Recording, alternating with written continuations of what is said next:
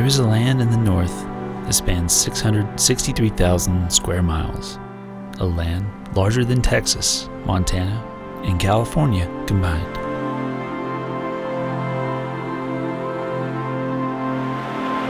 Its 3,000 rivers and 3 billion lakes make up nearly 100,000 of those square miles, dwarfing even the Great Lakes of Michigan.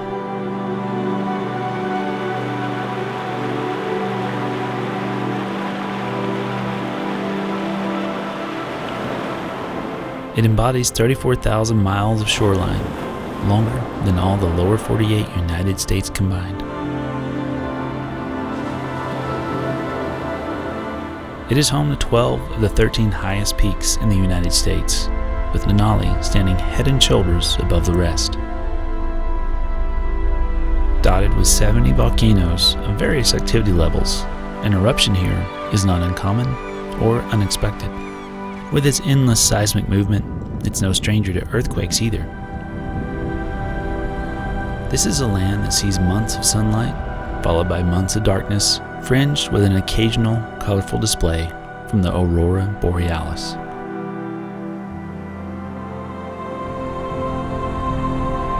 Nearly 30,000 square miles of this land is covered in over 100,000 ancient glaciers, which punctuate the greens of the summer landscape with hues of the purest sky blue and blazing whites from snow that fell thousands of years ago.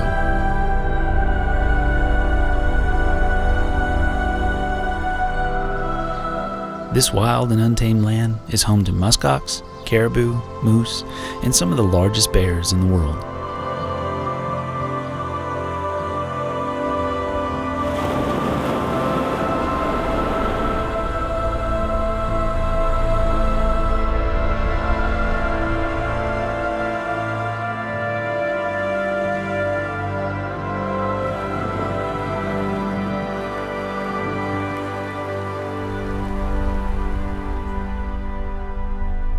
And though it has been inhabited by civilizations for over 12,000 years, it remains one of the lowest densities of human population in North America, with an average of 1.2 people per square mile.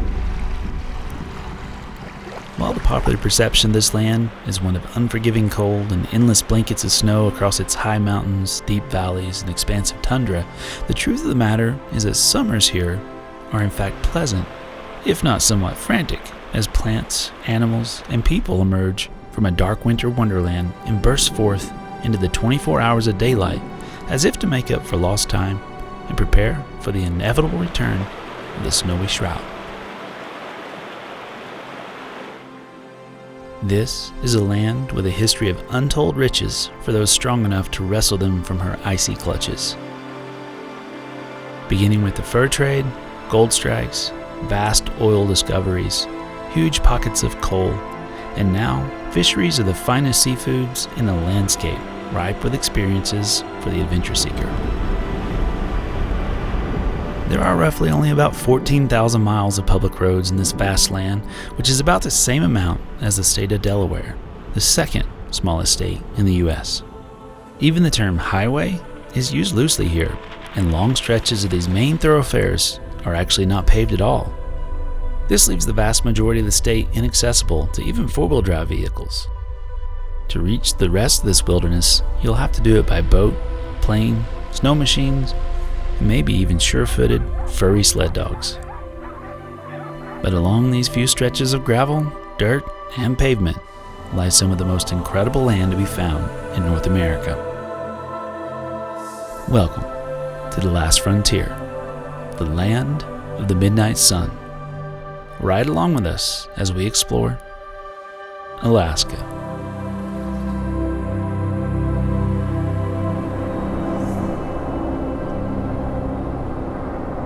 If you're new here, welcome to our story. This is my beautiful and talented wife, Sarah, who knows her way around a four-wheel drive and a camp kitchen. And this is our 8-year-old daughter, Caroline, who has spent the better part of her childhood traveling and exploring the great outdoors. And myself, well, I'm Kevin, your narrator, cameraman, and all-around storyteller. We are the Lifestyle Overland family, and this is another chapter in our 3 years of full-time adventure seeking and storytelling. As you've probably guessed by now, we're headed north, way north, to revisit Alaska, the place that first inspired our leap into this crazy lifestyle. Oh, and for you new folks riding along, the short story up until now is that after years of stressful jobs, overtime schedules, and a few tough personal losses, we took the plunge, quit our jobs, and sold almost everything before hitting the road in our 4Runner and trailer. I have a secret. We're about to embark on a new adventure. We're now devoting our full-time efforts to Lifestyle Overland. Our journey will begin on the Gulf Coast of Texas, then travel a meandering path north through desert, grassy meadows, alpine forest, high plains, and tundra to our northernmost destination, the Arctic Ocean at Prudhoe Bay, Alaska. We're in Alaska, baby! Woo! We had no idea what the future held, but we knew we wanted to drive as far north as possible and share our experiences along the way. I'm the Junior Ranger. Round of applause for my Junior Ranger. All right. Needless to say, our first time in Alaska made quite the impression on us.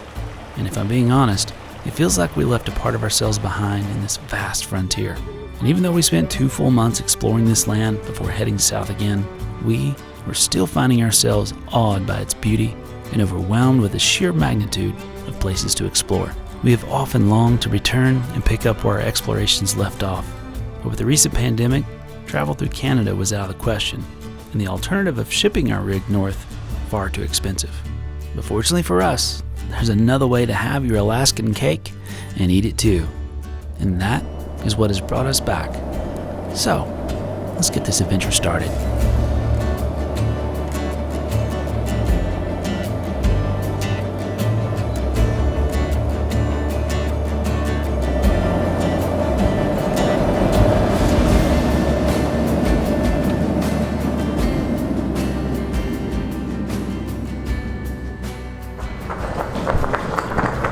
After a long day of flying, a few hours of sleep, and copious amounts of coffee, it was time to meet the folks who helped make this trip a reality.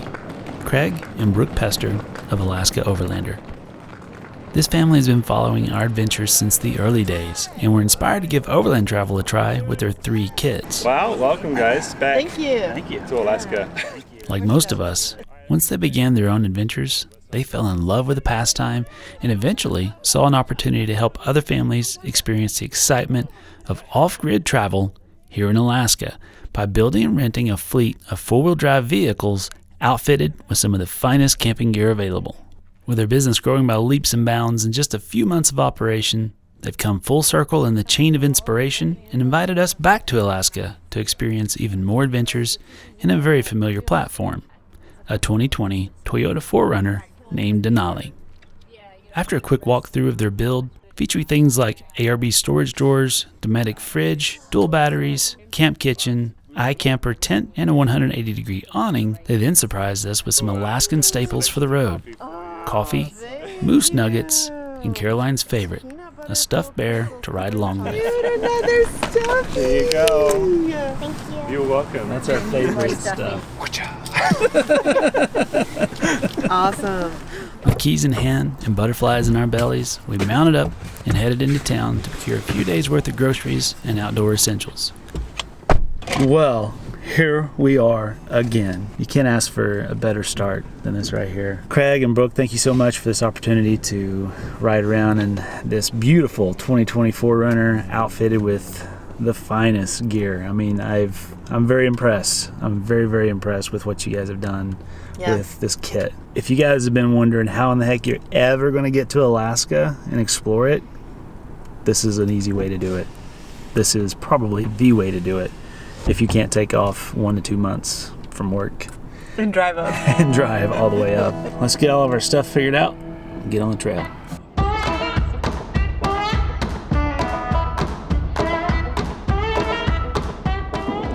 How's it feel to be back? Good. Yeah, you excited? What do you want to see first? What do you want to see first? The husky dogs. Husky dogs? Yes. Well, I think we might have something special in the works. What is it? I'll have to surprise you with it. Just tell me. Tell me.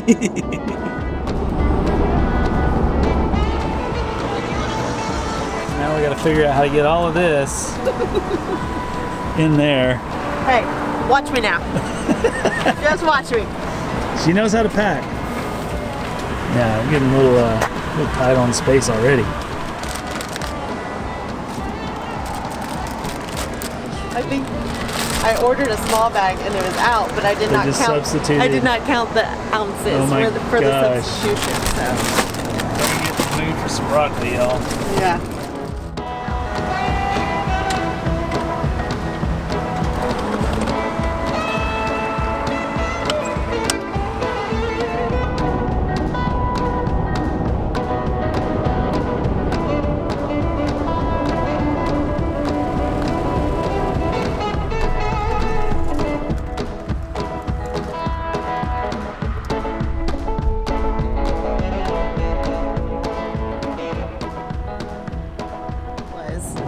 Part 2 on the Denali. So this was my request because when we did it last time, we took it in 4 days because we kind of had crappy weather. Well, the weather is about the same as it was last time. But there's always tomorrow. Maybe we'll be lucky and tomorrow will be different. Right? Right. Right. Okay.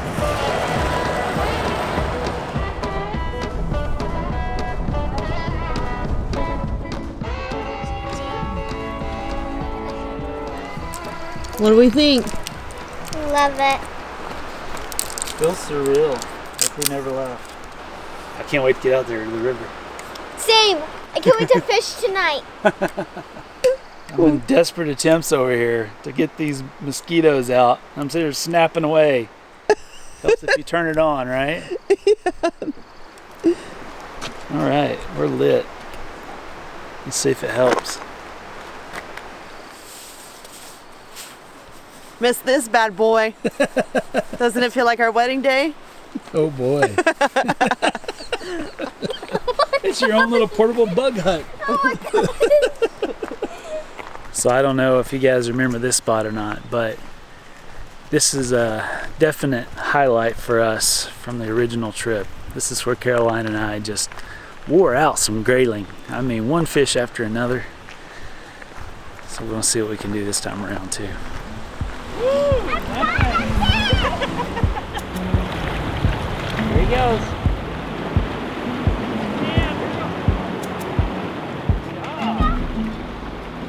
Nice one. Whoa.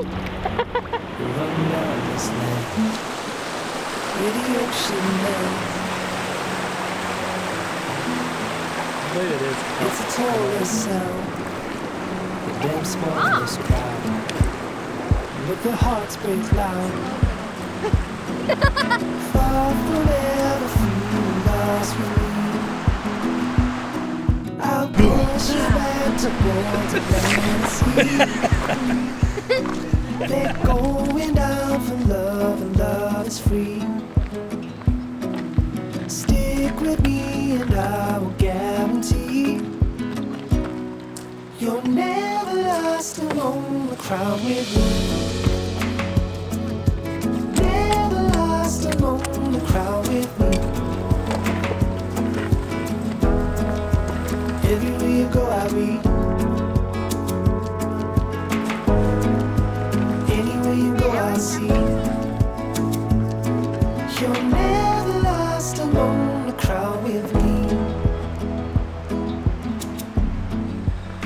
Alright guys, well, here we are. Had a nice quick dinner of frosted shredded wheat. You might not know it, but it's about 10:30 p.m. right now. It's pretty doggone light, and we've got some thick cloud cover. So, it's time for bed. We're going to try and stay on a good schedule because the last time we did Alaska and Canada, we ended up staying up until 3 a.m. without even thinking about it. Sleeping till 1 p.m. the next day. Just gets all kinds of out of whack. So we're going to try to stick to a good schedule here. We got some stuff planned, so we'll try and do our best to get the right amount of sleep. Let me tell you, it's surreal being here again. In a way, it feels like we never really left. And in another way, it feels like we didn't even travel that far. It's strange. You fly all the way up here, and you just skip ahead to the best parts. And that's exactly what we've done. So let's get some sleep.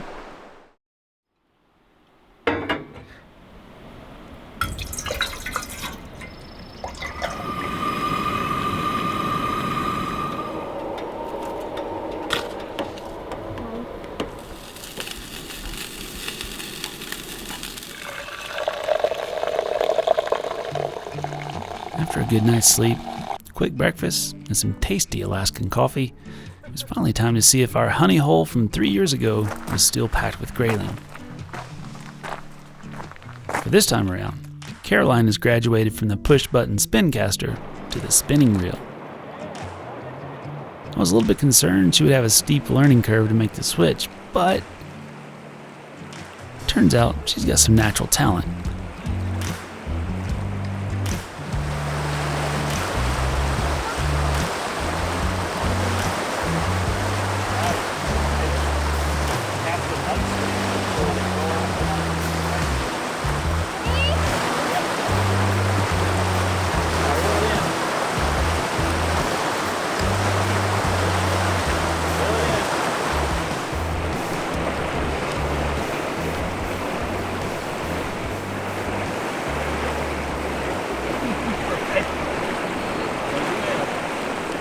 As with most 8-year-olds, while she excels in casting skills and initial enthusiasm, patience is a virtue yet to be mastered, especially when the fish aren't cooperating in the first 20 minutes. And after 45 minutes without a nibble, even this guy's patience was worn a bit thin. But hey, we've got all of Alaska out there waiting on us, so we'll try again on the next stop. Well, did we have any luck? No. No. Fish are rotting. Not our usual spots, are they? Yeah. Now, it's time to head off the main roads and revisit a place we just barely missed the first time around. Thankfully, this type of tent packed down super quick, even with the bedding still inside. And the best part, no zippers to fight.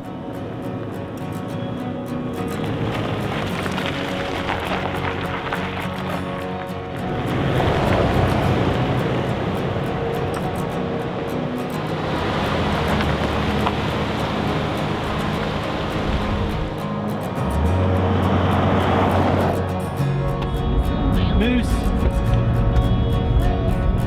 Big one. With a baby. With a baby.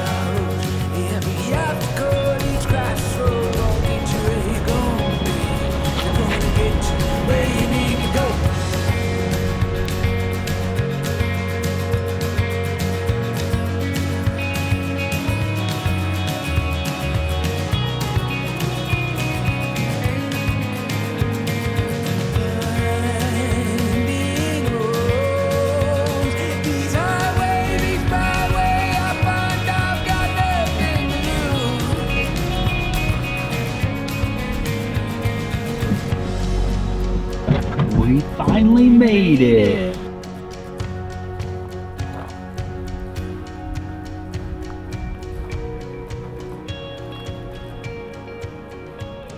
All right, guys. Well, it's taken us over 3 years, but we finally made it to Roosevelt Lake. Oh, man. Yeah, the whole way. We were about a quarter mile away last time. Water was rising, mud was insane, unfamiliar territory, so we pulled out, but we're back, and it's amazing. Fish are already jumping, they're happy to see us, so it's time to get the rod and reel out. Ooh. Yeah! There you go. Good job. 3. Good job. Nice. This. What'd you find? I found a boat. A boat? Yeah. Well, we might just have to borrow said boat. Okay, are we gonna fish? Well, heck yeah, that's what we're here for. Okay. I was trying to get the fishing rod down and say, ready? But both of them were tangled and they're too long. Oh. Oh wow! Oh my gosh! I don't think the squirrel's gonna let you have it. Lift it up. Look at that guy. Oh my gosh! Like, it's a whole setup. Like, fishing poles and What's up, buddy? a tackle box. What's up, and little everything. guy? What you doing? Is this your boat? Aww. This doesn't look good at all. Why? Like somebody left in a hurry or something? Yeah. What a find. That's crazy. I wonder if someone had it stashed here just to use, or it looks like a bear or something. Been digging around in it. Yeah, broke into that. Yeah, that's been there a while. Look how rusted it is. Mm-hmm. So weird. How do you just leave your boat up here?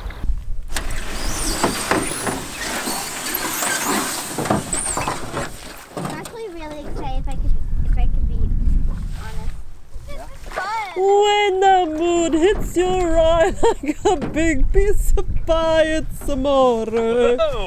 Hey! That's an easy way to fall in. Hey, rule number 1 is you sit down, Caroline. She was scared and now she's like, let's do this. Aren't we going to there?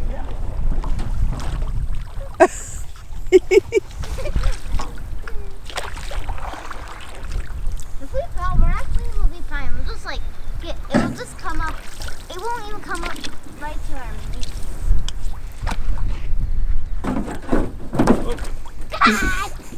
Grab that paracord. I'm gonna make some oar locks. Okay. What are you making, Kev? Making some oar locks. A rope. Out of rope. Out of paracord, in fact. My dad used to be an engineer. A field engineer. Field. That's why you're good at this. That's right. We make all kinds of stuff in the field.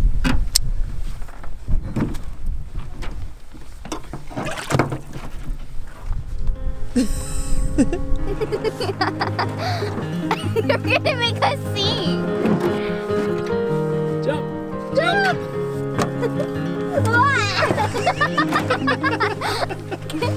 Got my boot wet.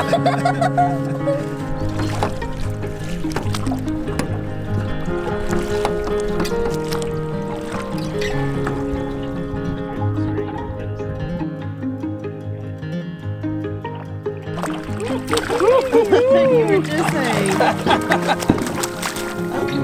Look at this guy. Easy, boy. Easy. What a beautiful trout. All right, boy. Ready? Woo, what a bite.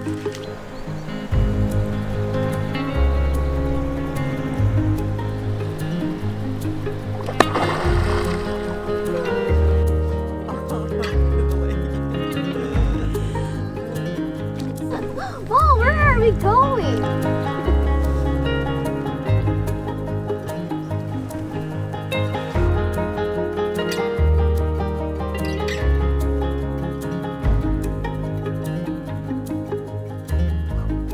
There you go. Look at you. You got this figured out.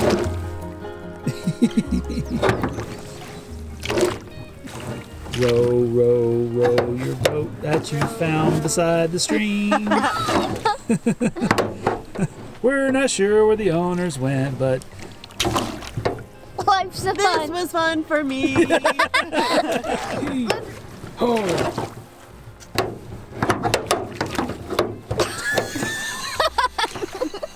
Don't let them pull you in. Kind of makes you feel bad for making fun of me.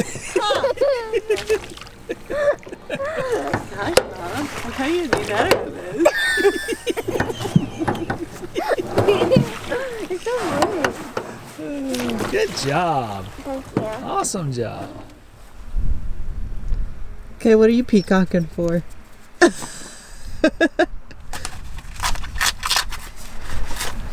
You said you needed a can opener? Yes. What you got? The old Leatherman coming in clutch. Let's get your peas on. Yes.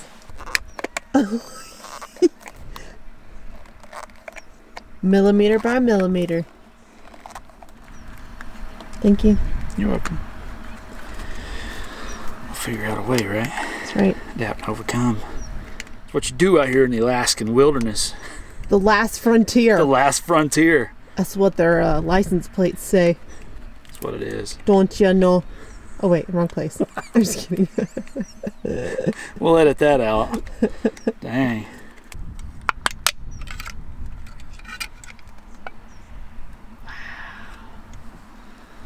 Overland. The more you go, the more you know.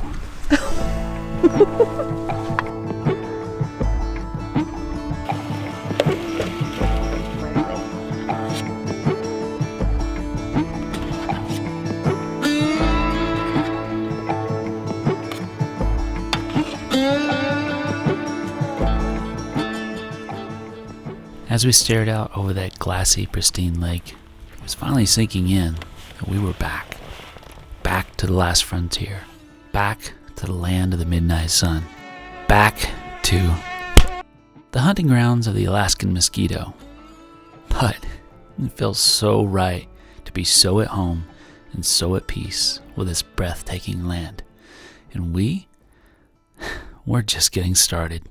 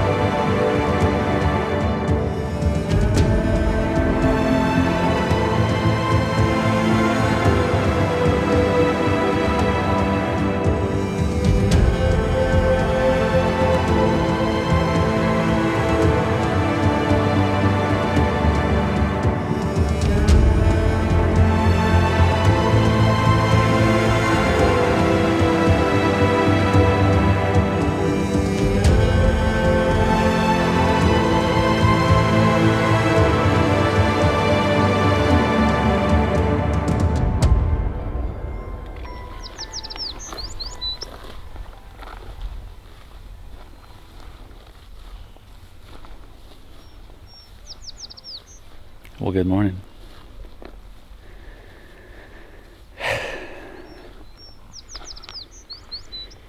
Some places They just haven't made the words for it yet. This is one of them. You know, last night we slept so good. So good. Even though, you know, it doesn't get dark. But we had some nice rain showers that moved in. Woke up about 2 a.m. this morning to some moose splashing through the water out here. Got a few clips of that. Got a mama moose and a baby moose and then a couple of others. And I don't have words good enough to describe what this place feels like, what it does way deep down. But it's incredible. You know, the last time we tried to make it to this spot, the rain turned us around. We just decided to play it safe. And we were only a couple hundred yards from this spot. So it feels good to come back and get a bit of redemption and see this incredible spot and have it all to ourselves.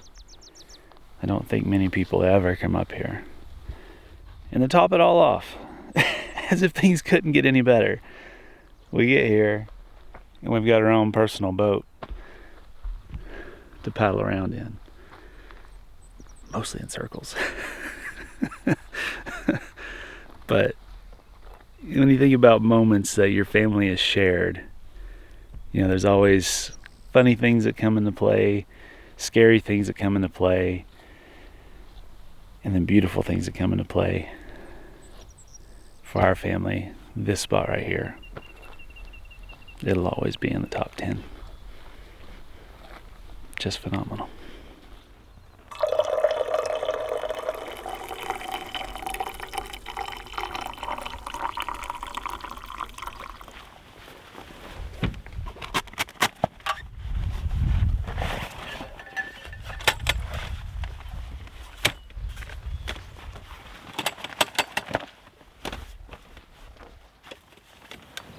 Cheers. Cheers. Thank you.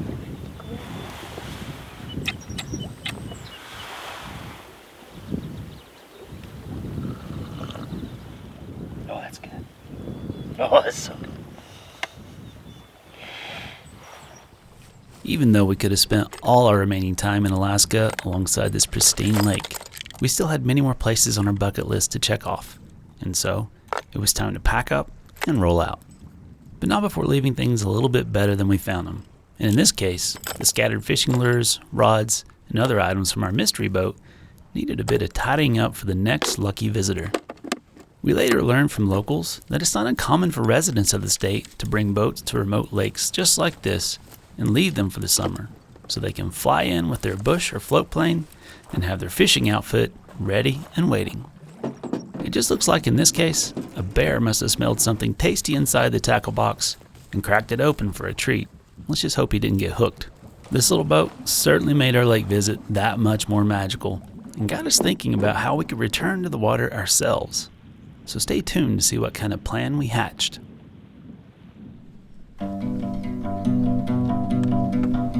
Peace, be still, my darling. All is well, my darling. Your anxious heart is well bestowed. We sit down deeper than you know. Yeah, we sit down deeper than you know. Be still, my darling. All is well, my darling. Your anxious heart may as well be so. Oh, it weighs you down deeper than you know. Yeah, it weighs you down deeper than you know. Oh, darling, don't be scared. Keep on changing us both. Death will leave our bodies, but it'll never touch my soul. If you are afraid, well, heavens don't let go. 'Cause darling, I will stay as we grow. Oh.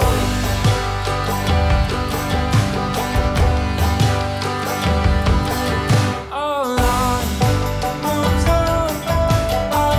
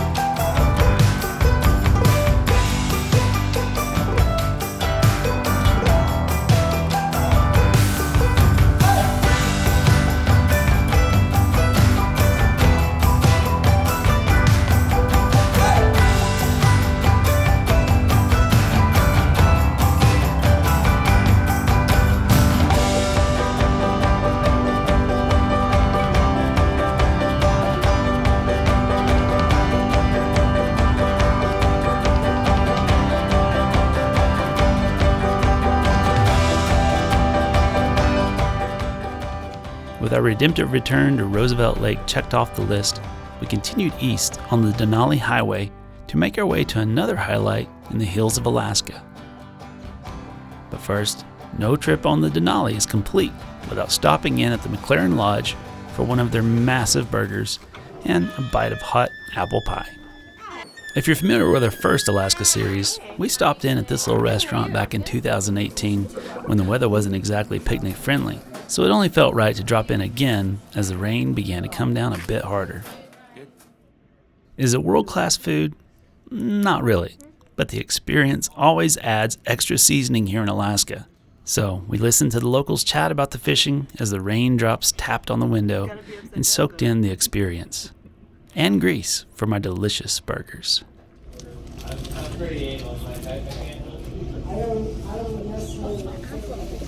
Oh, I'll leave them for you then. How's the pie? Good. Yeah. I like the apples the most.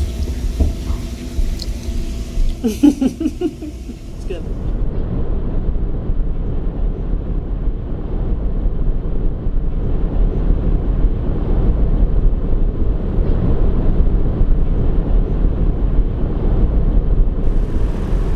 With our second tour of the Denali Highway behind us, we turned our sights south for Wrangell St. Elias National Park, in the hopes of finding camp for the night somewhere along the way.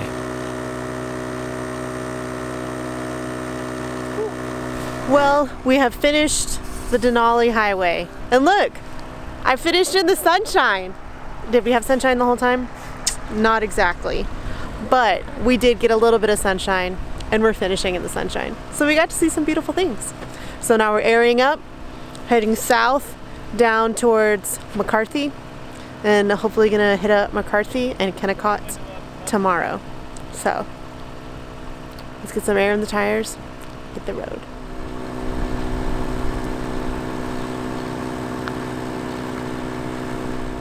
What we didn't realize is we were headed into the height of a salmon run, and we were about to learn just how seriously Alaskans take this event. Not so much for sport as for sustenance, and we were headed straight into the battleground.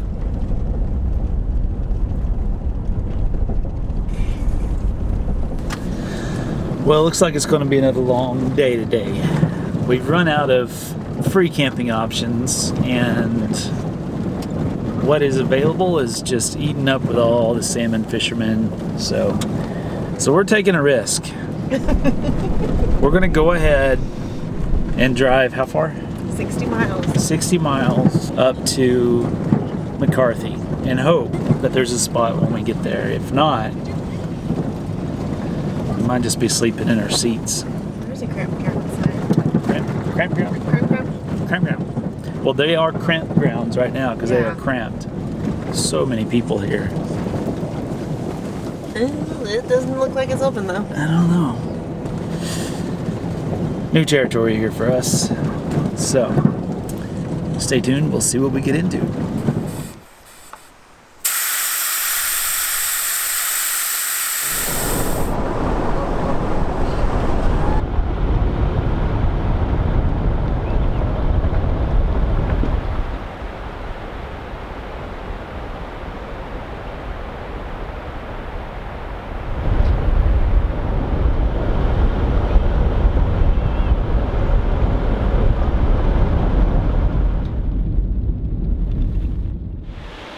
All right, well, I think we found camp for the night. And you hear that, our favorite sound. Now, did as much research as we could, trying to make sure, we're within the right rules and regulations. And there was a campfire ring, actually there was two along this road, and they had big signs next to them. And one person was camped at one, and we came into this one, and the sign was all about how to properly use a campfire. So we're assuming you put up a sign that says how to use a campfire, you could have put up a sign that says no camping if that was a problem. So here is where we camp, because y'all, it's almost midnight. It is almost midnight, which is 2 a.m. Utah time, where we just came from. What a beautiful drive, what a beautiful place, and look what we've got right here behind us. That's not a roller coaster. This is an old trestle bridge. Just phenomenal. Just beautiful. All right, let's get a quick sleep and then finish the rest of this road and go check out a really beautiful old town first thing in the morning. Yep.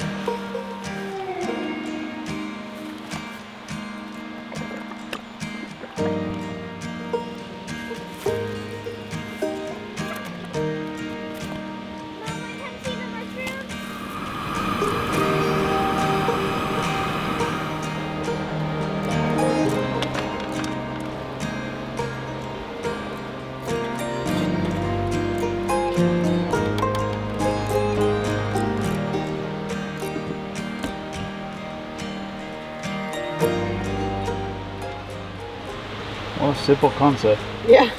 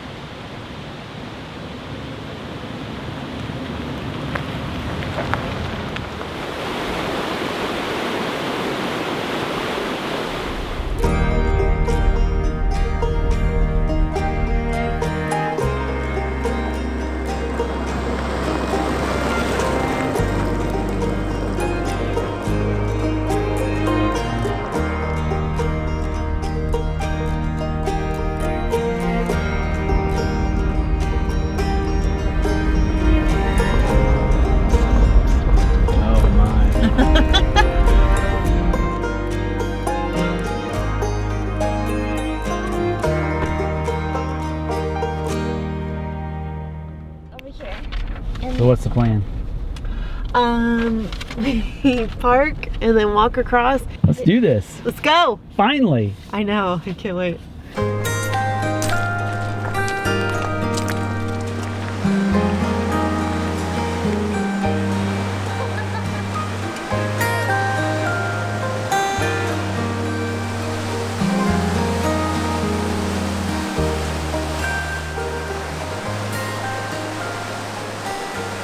At the end of a 61-mile-long gravel road lies the historical town of McCarthy, Alaska.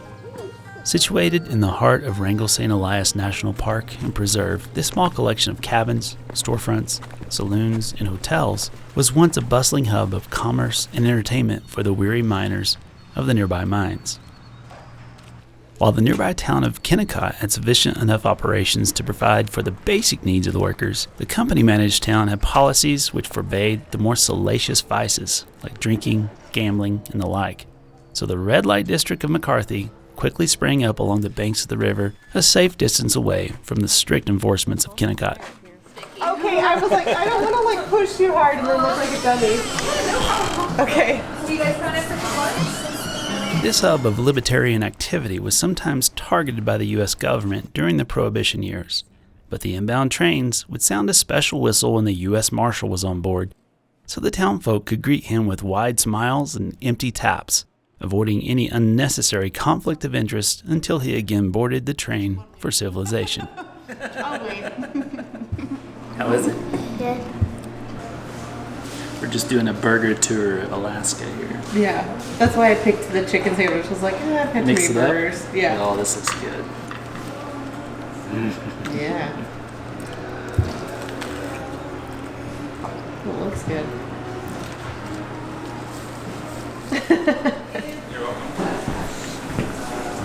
After a quick lunch at the saloon, we hopped on a shuttle bus and made our way up the mountain to the town of Kennecott. While this region's commercial mining history began in the summer of 1900, the existence of large copper deposits were no secret to the native Athena Athabascan people, who had been collecting, trading, and making tools from copper nuggets found in this area centuries before Clarence Warner and Tarantula Jack Smith climbed to the edges of the Kennecott Glacier and noticed what appeared to be large green splotches of strange plant growth dotting the cliffs in the distance. After hiking the difficult terrain for a closer look at this odd sight, what they found instead were massive chunks of copper jutting from the hillside, tarnished in a brilliant green from the effects of oxidation.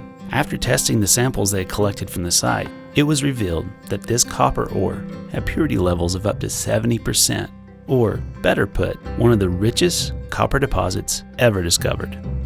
But there was one looming problem. All this copper was virtually worthless without a way to mine it and move it across creeping glaciers, raging rivers, and towering mountains to the coastline where it could be loaded onto ships bound for smelting facilities much further south in Tacoma, Washington.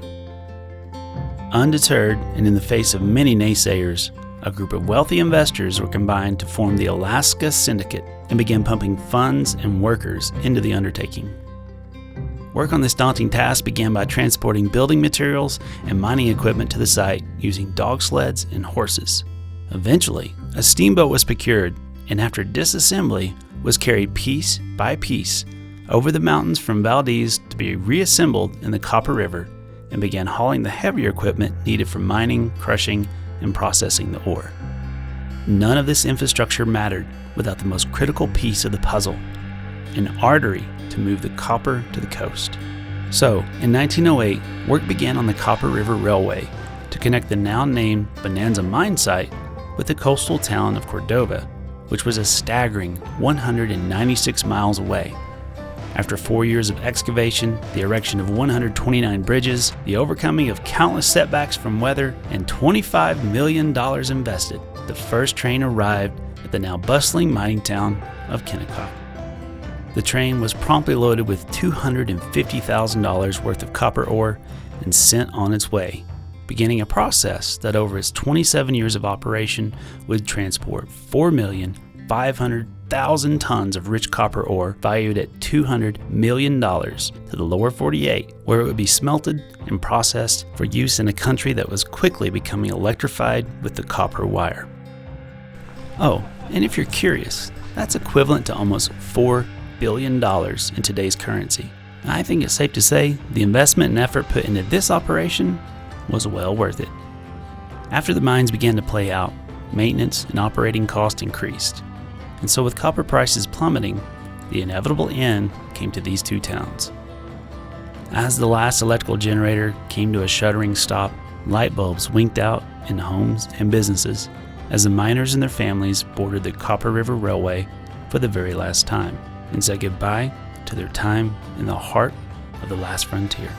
Both communities became ghost towns almost overnight and remained in their mostly undisturbed state for years, until curiosity began to bring new people back into the heart of the wilderness, sparking a new boom in the form of tourism and restoration.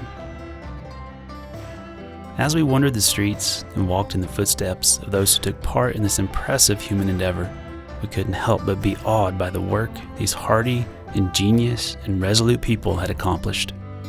Today, another monumental effort has been undertaken to reclaim these ruins from decay and preserve their history for ages to come.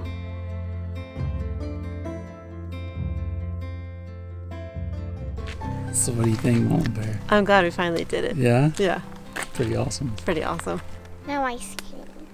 I know, Caroline needs her ice cream. All right. Where'd you come get? Ice cream. Bubblegum. What do you say? You're welcome. Actual bubblegum? Oh my. What? There's bubblegum in it? What did I do? I don't know.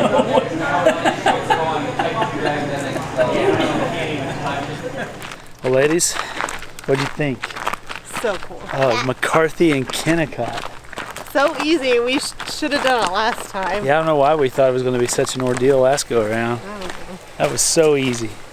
So easy. And beautiful. So fun. Yeah. And like the saloon, the food was yummy, and the potato restaurant smelled really good too. I know. I wish we were a little hungrier. Yeah.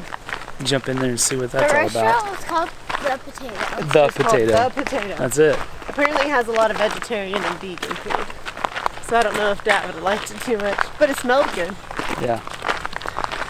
All right, ladies. Well, let's go see if we can find camp before midnight tonight. How's that sound? The good part. Maybe we'll just go back to the same spot. True. The good part is out here, we're not race in darkness. So. Sure, at least not yet.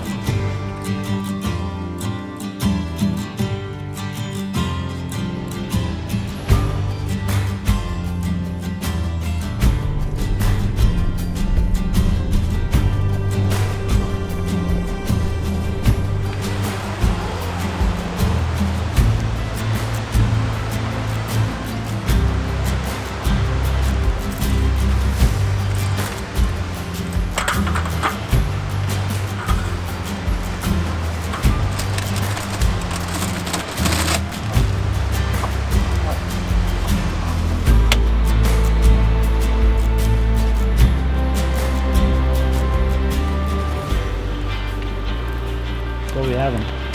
Quesadillas. Yeah, Yeah. nice and easy. Yeah. 4 or 5 grilled cheese, basically.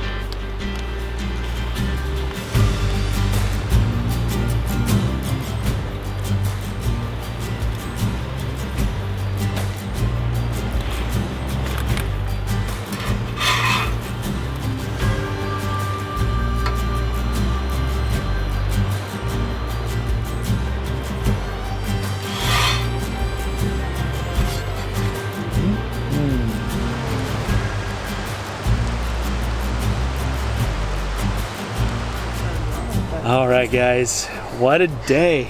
Great day. So much to see. All right, rain is moving in, so we're snuggling into bed. Had a decent time tonight. I think Yeah, I'm it's pretty proud of us. about 9 o'clock or so. A little after. So we're gonna get a good, heavy night's sleep, maybe a lazy morning, and go see what else we can find.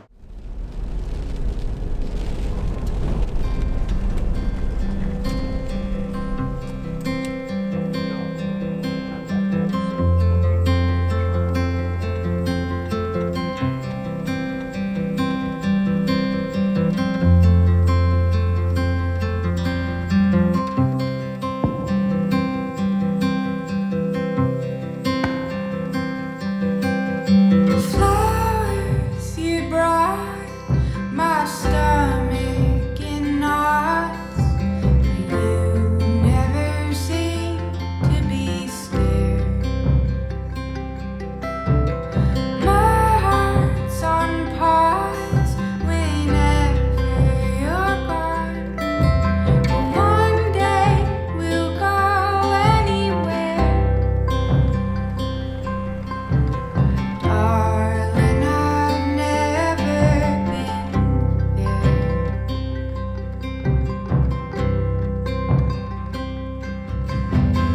We will travel many miles. Will we ever see home again? Waves they tower, screams get louder. All I need is your hand in mine.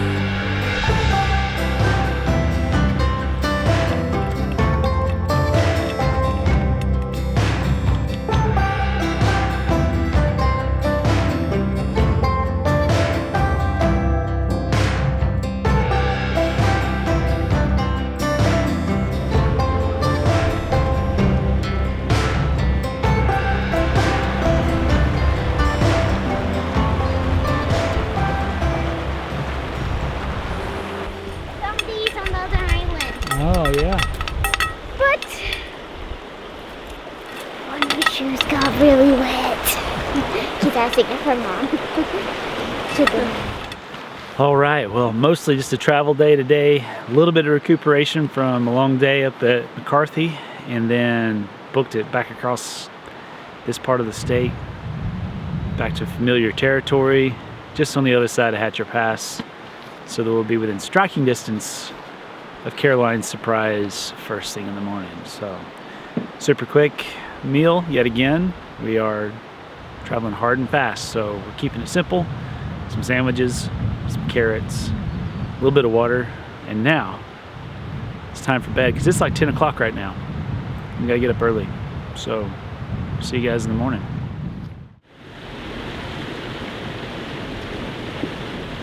The next morning, we were up bright and early to head off for our big surprise. If you've seen our previous Alaska trip, you'll recall that we stopped in at the CV Sled Dog Compound in Seward, Alaska for one of the more memorable highlights of our North Country adventure. Needless to say, out of all the things available for us to do here in Alaska, Caroline has been begging for another opportunity to ride with the sled dog team. So with the help of Craig and Brooke, our gracious host and owners of the Alaska Overlander Rentals, we were scheduled for a dedicated tour of the Team Petite Sled Dog Compound near Big Lake, just outside of Wasilla.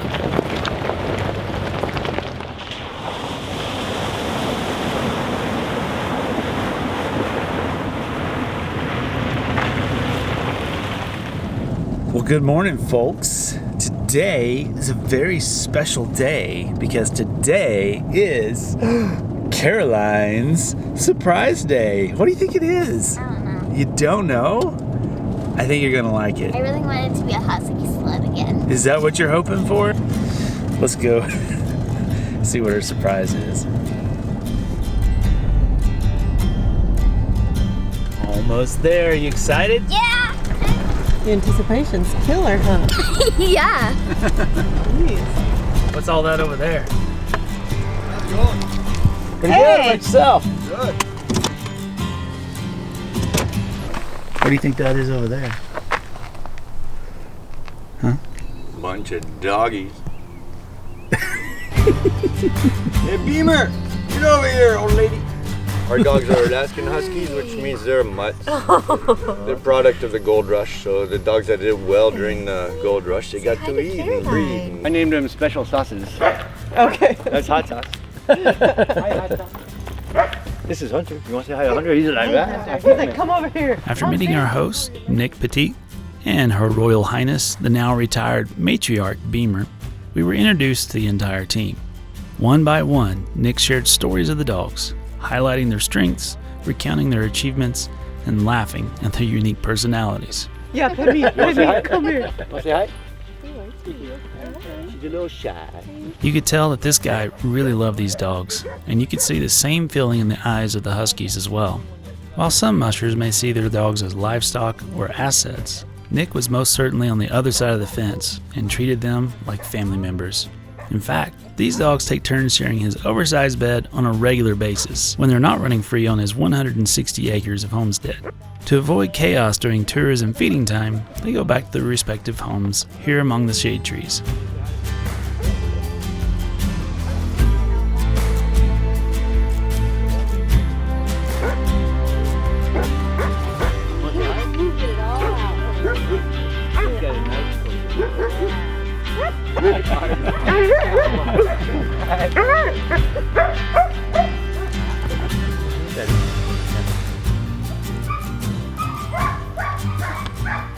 So, like, is this like the first team and that's the second team over there? I mix them up, Ah, and then sometimes I switch them up.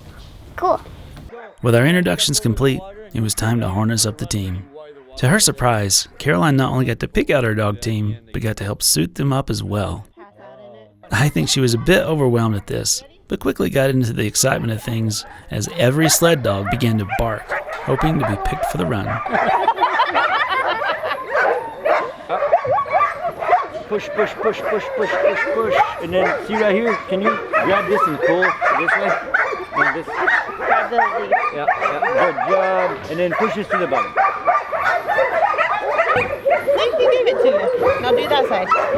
There we go. He's a pro. Yeah. This is an athlete.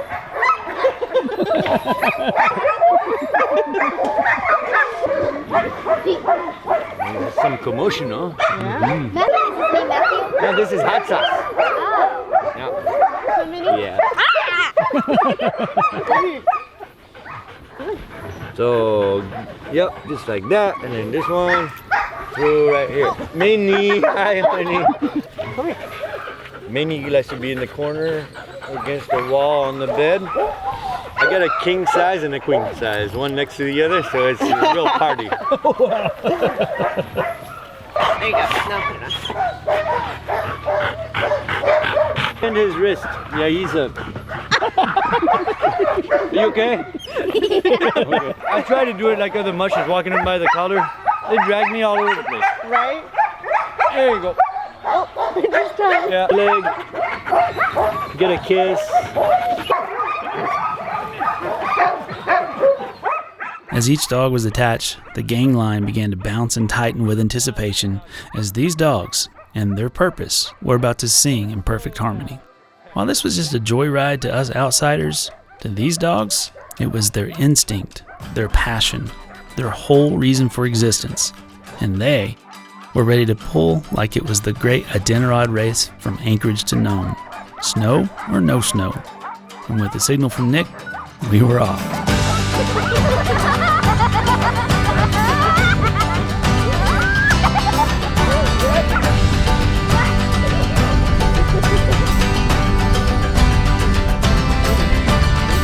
I get real scared on that slide.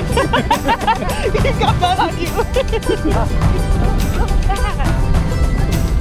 A lot faster than Stevie's big one. Yeah. Well, we also had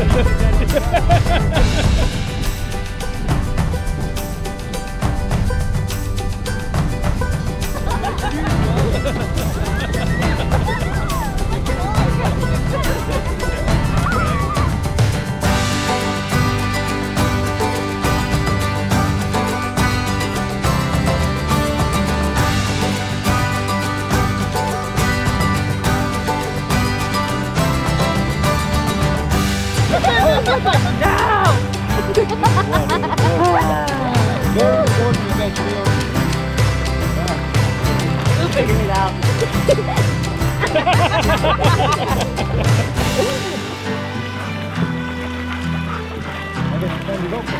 Oh, they're done. Yeah.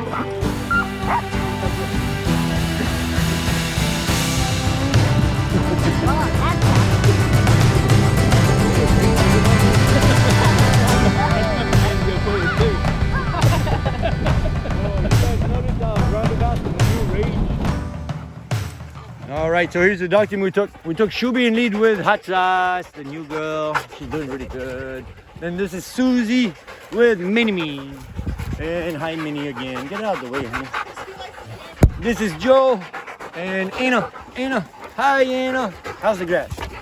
This is Barb and Ray. Hi, Ray. Here's Hunter and Oso. Yeah, he's ignoring me, but that's Oso. Show your face. Thank you, that's good enough. That's Silver and Nick. And there's you guys on the cart. And I'm Nick.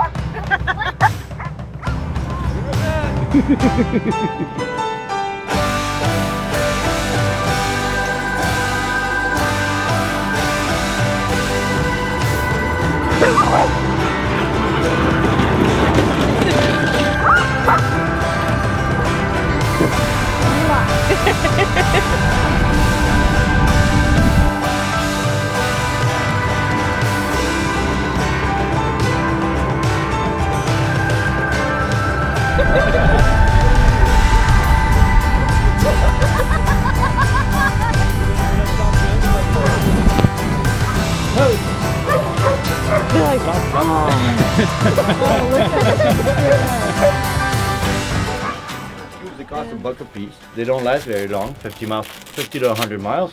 Oh wow. And then they autograph them. And it's too worn for me to use.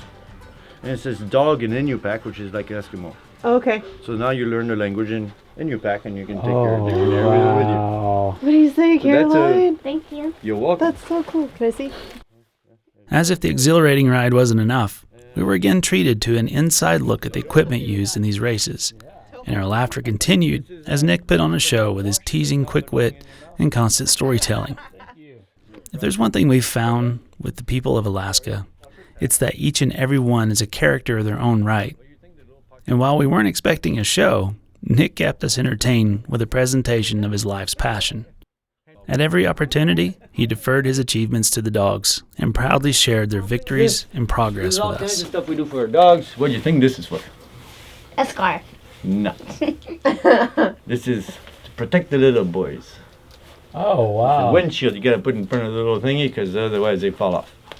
Oh boy. Ooh. So you put these things on your sled, you're ready to go at the ceremonial, at the start, and you know, in Willow, and you got rich people, VIP tags, they come in, they touch all your stuff, they don't ask no questions, and they start wearing your scarves.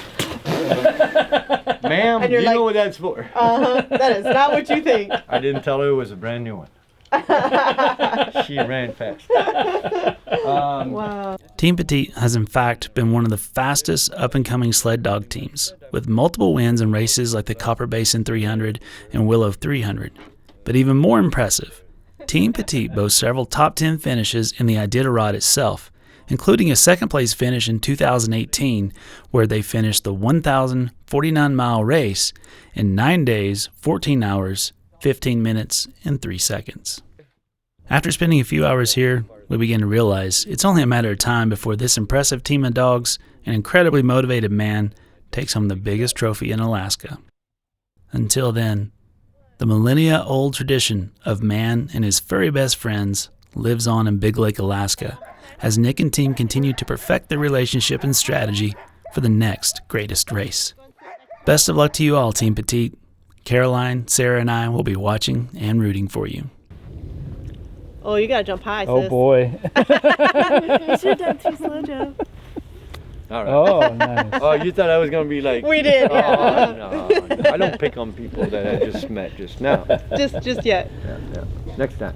Well, I certainly appreciate it, man. My pleasure. Thank you. Yeah. You guys have Thank a good you. We had a trip. great time. Yeah. Well, what did you think about that? I loved it. Yeah? That was just what I was wishing for. Did we nail the surprise? Good. I thought it was gonna be some boring old hike. And I was like, this is not worth it. Absolutely not worth it. I see you've already got the swag on. Yes. Nice. That's so awesome. Well, I'm glad you liked it. I think that was a cool experience. Yeah. Are you ready to be a musher? Yes. Yes. All right, guys. We are back in Anchorage, resupplying, refueling, some more caffeine because this has been just blow and go. We're just doing all the things. Speaking of all the things, we've got a new attachment to the 4Runner. We've got a sleep inside trailer that we're going to be testing and trying out. And it currently has a roof rack on the top. So we thought, might as well get some lake kayaks, right? So we're heading right over across the street, pick up a couple lake kayaks so we can get out there to those big old fish in the middle of the lake. See what we can get into.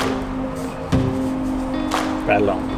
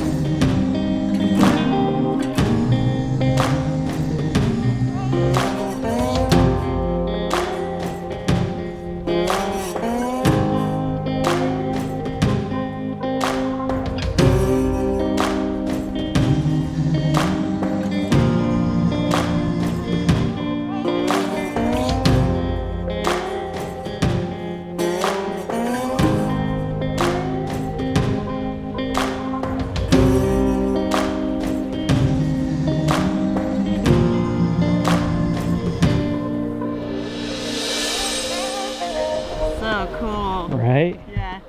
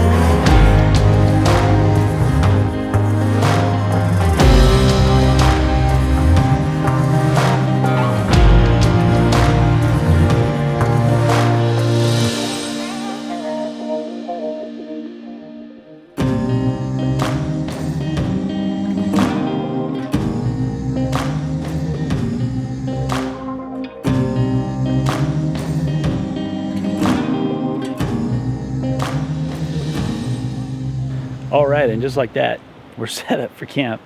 I don't even think we're gonna get the iCamper tent out tonight. We're gonna try to fit all 3 of us in the trailer. We already did a test fit, and I am exactly, I lay perfectly flat on my back, the length of the bed in there. So I think we're okay. I need to get a little bit of side sleep going on because the mattress up here, it was good for about the first 3 days. And then, I mean, I'm skinny, got bony hips and stuff. So, well, I mean, I'm skinny in certain places. Anyhow, I started to get some sore hips on this mattress.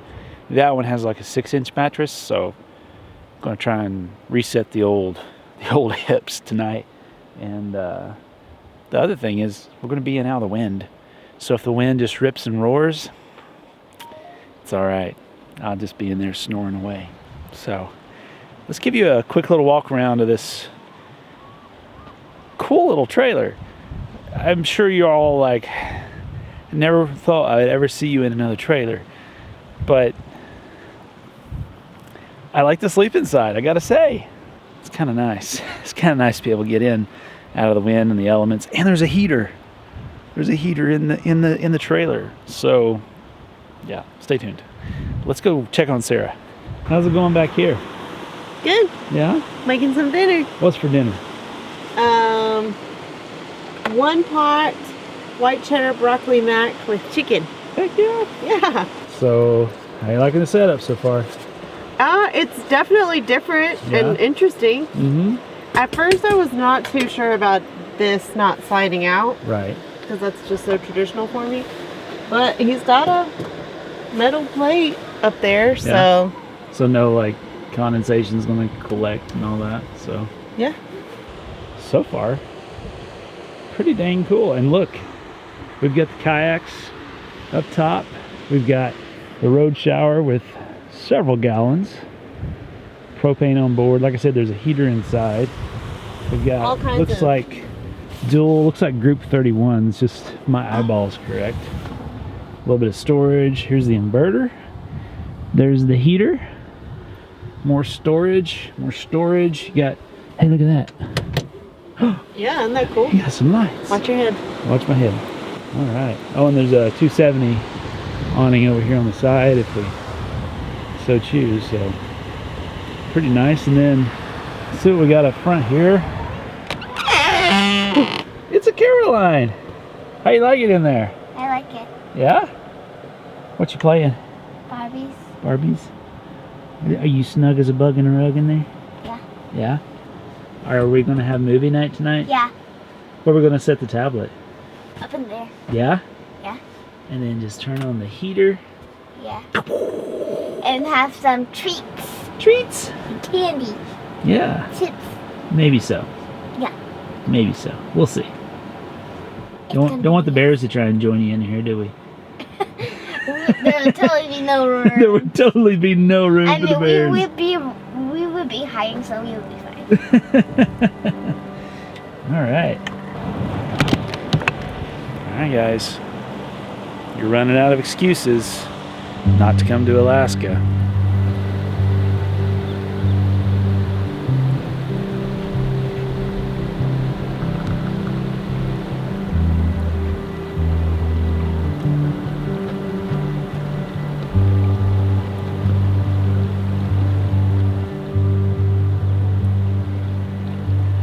Ready?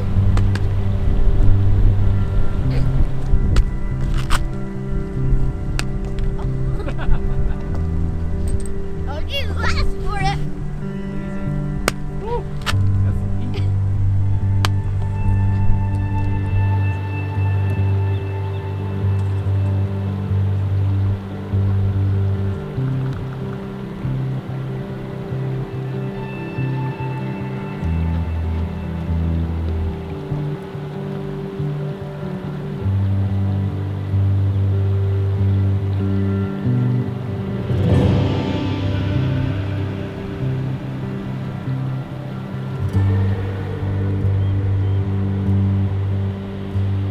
All right. It's time for bed, guys. Let's see what this is all about. How's it going in here, ladies? Good. Yeah? Is it movie night? With an incredible day behind us and some new toys to enhance our Alaskan experience strapped overhead, we did our best to drift off to sleep in spite of the midnight sun and its constant beckoning to keep exploring. Alaska was already under our skin before this trip, and the more we experience its people, culture, and landscape, the more we never want to leave. Well, good morning, ladies. Good morning. How was the first night inside a hard-sided trailer? It was pretty good. Yeah? Mhm. It's definitely not made for tall people. No, But you know what? We made do. we did. It's definitely warm. The mattress is nice, too. Nice and thick. Yeah, So it was a nice recovery evening for my hips. for sure. And because there's all three of us, we had to do a lot of side sleeping, so. Yeah. But what a view to wake up to. Right? Not too shabby. Today, we're slowing our blistering pace to a crawl and taking a bit of a breath before taking on a couple more upcoming activities. So, our immediate agenda is to simply relax, test our kayaks, wet our fishing lines a bit, and maybe, just maybe, find a bit of gold in our pans later on. After a lazy start and a delicious breakfast, we were itching to start our very first kayak experience, and you couldn't ask for a more beautiful spot for our first time. So, with the sun beaming down, we headed to the water's edge to see if our little team of travelers would be game for this mode of transportation.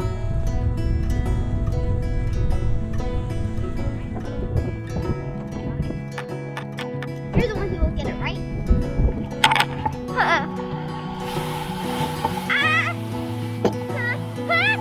Just stay right there.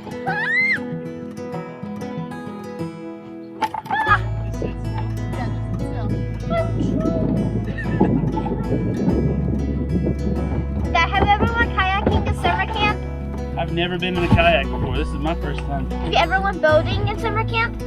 Boating? Oh, Yeah. Okay, so you kind of know the experience, right? I don't care as long as I don't drown. While some of us were more confident than others about this maiden voyage, it wasn't long before the fears were replaced with laughter again, as we quite literally took to kayaking like ducks take to water. You ready? Okay, here we go. Go, Dad, go! Let's give her a head start so we can catch her. I feel like they're gonna watch me any minute, Dad. Let's go butter on my. Let's go to that island and explore there, okay, Dad?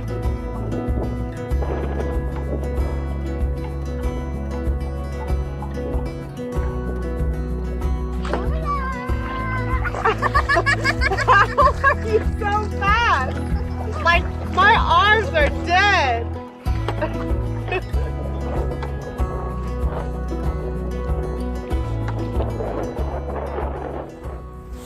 All right, first time kayaking. I'm not terrible, but I'm also not great.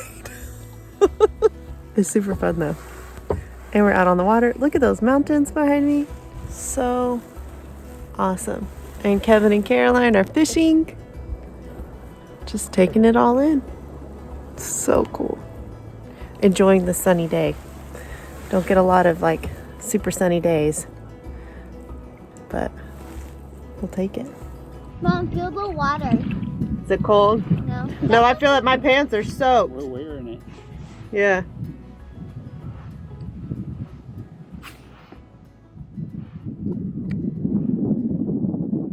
While the fish didn't seem to be very interested in our offerings, the views more than made up for our lack of success. Plus, we had yet another exciting plan to put fish on the table, so we simply enjoyed the sun and soaked up the fact we were seeing Alaska in a new light from our waterborne vantage point.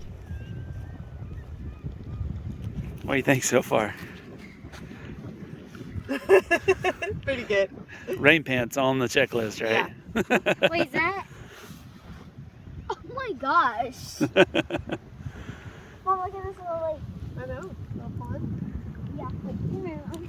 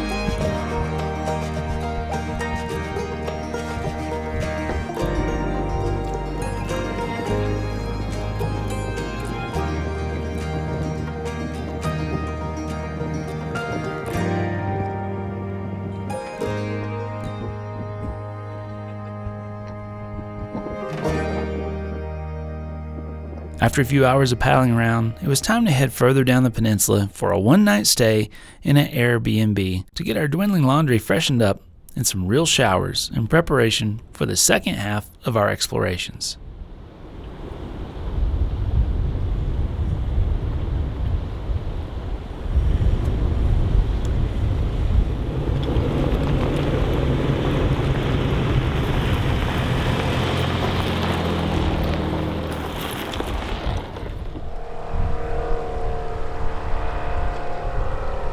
As we said goodbye to one of the most beautiful camps we've ever spent time in, we felt the bar being raised ever so slightly as a couple of locals showed up in one of Alaska's preferred modes of transportation for a lakeside picnic. Needless to say, we drove past with a bit of envy as we imagined what it must be like to travel around this massive land with a beautiful machine like that. But one adventure at a time, right?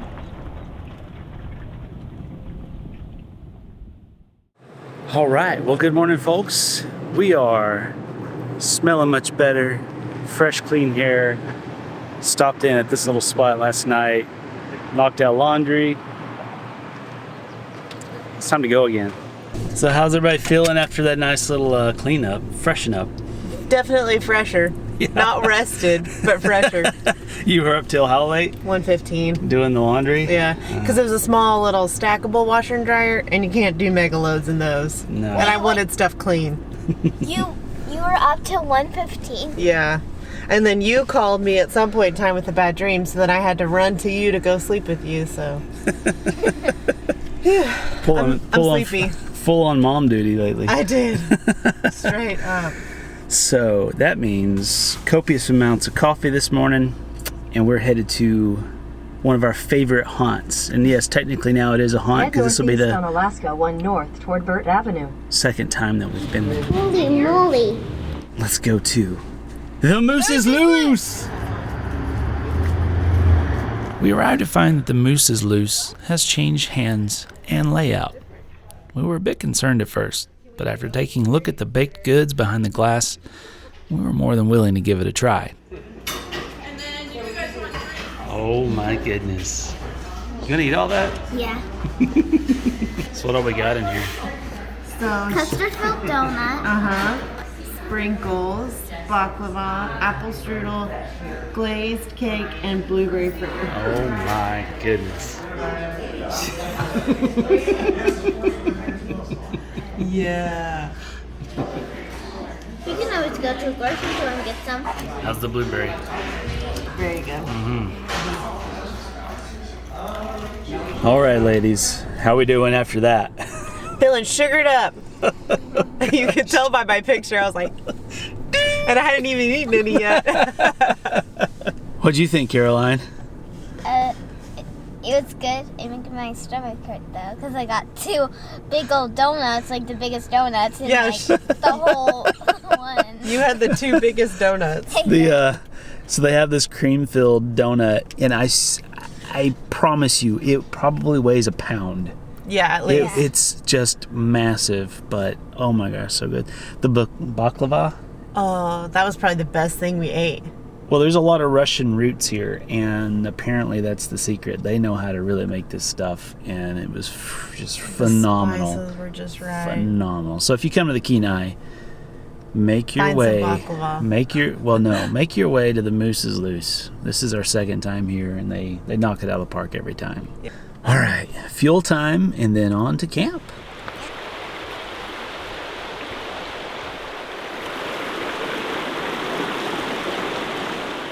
What do you always think about this spot? It's nice. Yeah? Mm-hmm. Beautiful, isn't it? It's really pretty. And right on the creek. All right, folks. Well, after that delicious breakfast and a bit of running around the Soldotna area, we've landed on camp. And you know us, rarely do we ever camp in a campground, but this one is special. We've come to this camp right here because after all my research, I have found out that this creek right here behind us is the perfect place to pan for gold.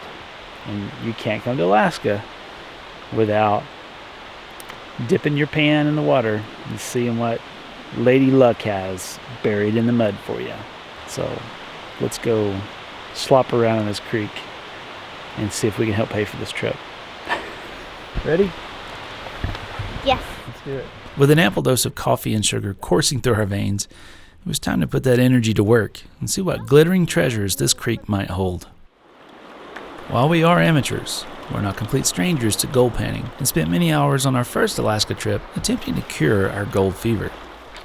What are we doing? Finding gold, but don't tell anyone. Like the vast majority of those who made the long trip to Alaska during the gold rush, we had very little yellow metal to show for our efforts.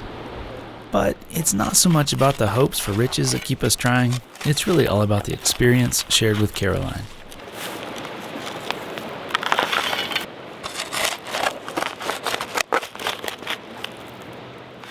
As I explained again how panning works to separate the much denser gold from the gravel and mud, I found that she hadn't forgotten the method, and in fact, seems to have a natural talent for it.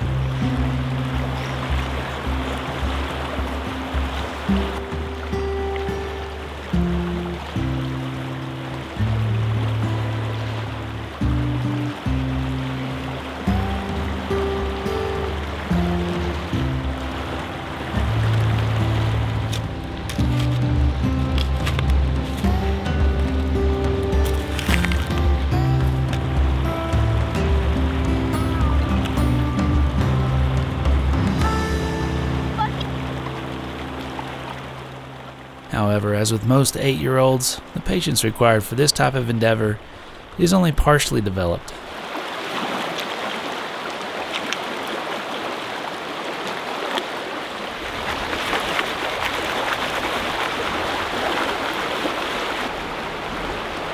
And it wasn't long before this old man's back, knees, and feet began to suggest other means of income.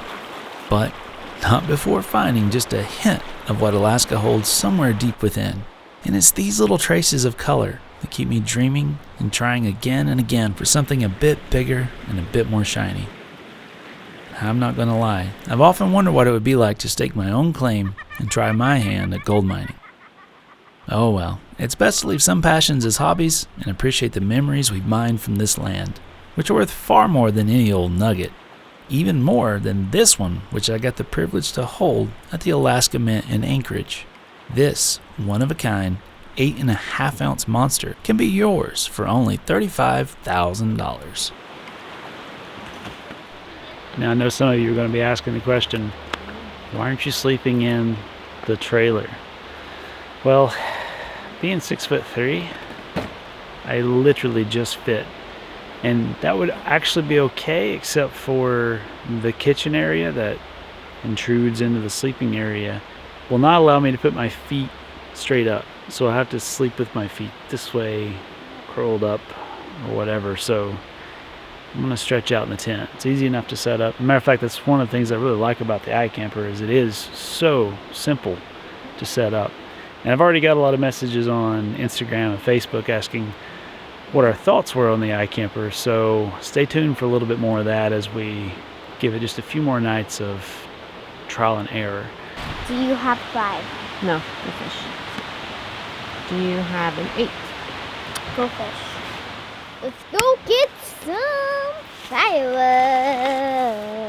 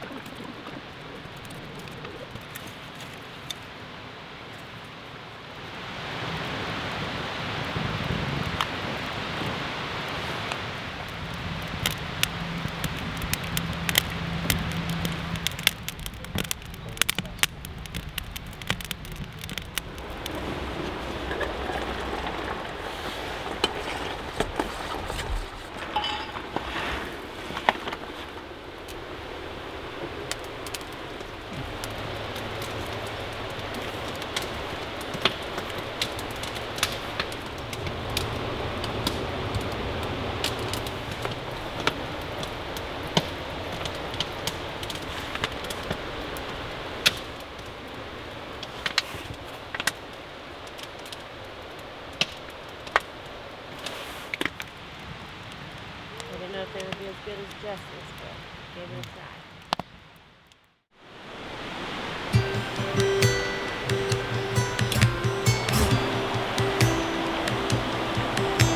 After 8 days of exploring Alaska, our family of 3 was falling even deeper in love with this magical place. While we had seen a lot of incredible places during our first visit in 2018, this trip was a bit different, as we were getting creative and branching out from our typical four-wheel drive travel. Our biggest goal for this trip was to experience Alaska from some new perspectives, and today we had plans to do just that. Good morning, girl. Good morning. What are we doing today? We're going kayaking to the glaciers. Woo! I'm so excited. Good morning. Good morning. How'd you sleep? I slept okay. Yeah. Yeah, just a little restless, but Ready to fine. go? Ready to keep going? That's what it is. Yeah. I swear though, this daylight just It's keeps you killer. going. It keeps you turbocharged, you know? You get a few hours of sleep and it's like, all right, let's do this. Well, and it's like, you know you're exhausted because your eyeballs burn, but at the same time, like, it's really hard to unwind for bedtime. We're only here for a little while. Got to get the, what's that saying? Got to get the good while the going's hot. Make hay while the sun shines. No, not that one. Let's get some coffee in us and try again. Yeah. Get while the getting's good. Yeah, I think that's the one I was thinking Okay. of. There we go. We'll get there eventually. With a big day ahead, we made sure we had plenty of fuel for our paddle-driven adventure with some link sausage, juicy mango, piping hot coffee, and our decadent leftovers from the previous day's donut stop at the infamous Moose's Loose.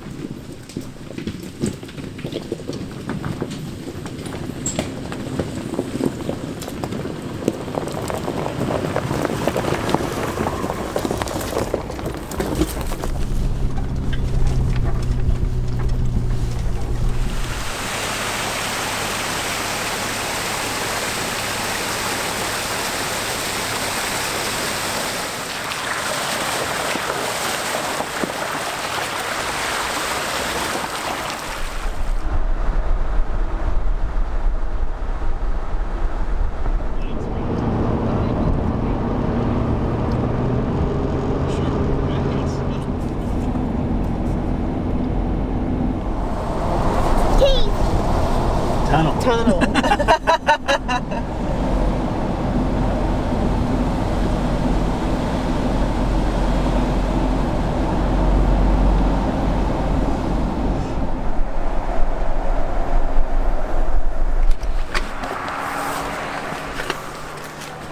Ready? Let's go. With rain threatening to cut loose at any minute, we geared up and began the short hike down to the water's edge. And speaking of fresh perspectives, it was super helpful to have a new camera person along for this ride to capture some of the story from her own viewpoint.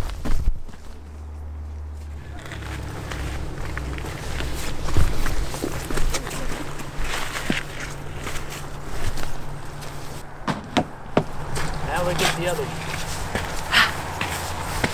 Ready?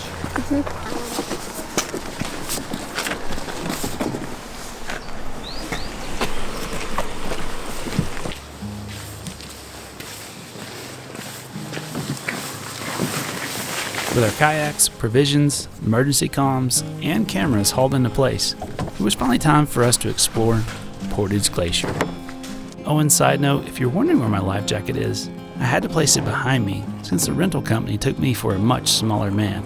So, pro tip, make sure you test fit your life jackets before driving hours away from civilization. Push off. Good one, Mom. Thank you.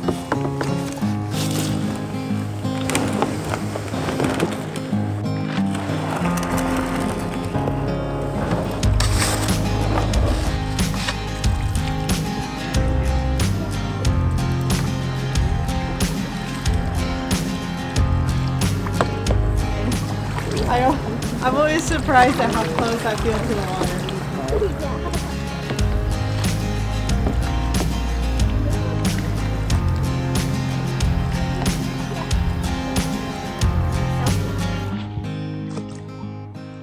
Welcome to Portage Lake. If we had shown up here just over 100 years ago, there wouldn't be any water to paddle through, since Portage Glacier extended the length of this 14-mile-long valley and filled the 300-foot deep lake with ancient snows, compacted into vibrant sky blue ice. As we paddled along, we passed several icebergs set free from the calving glacier at the other end of the lake, though we generally gave them a bit of space, since these chunks of ice have been known to roll over once the lower portion melts and changes its center of gravity. While we had heard that there were waterfalls along this route, we were not expecting them to be so massive, and we were simply amazed at the sheer height and beauty of these falls.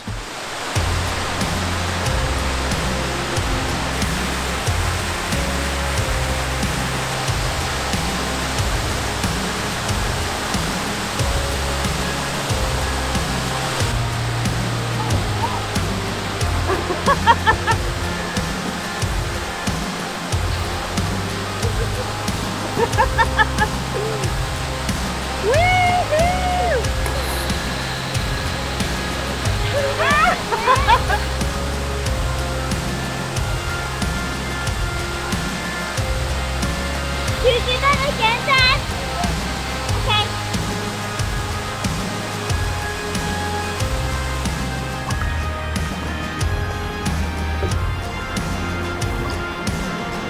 After 2 hours of leisurely paddling and admiring the many waterfalls, Portage Glacier finally came into view.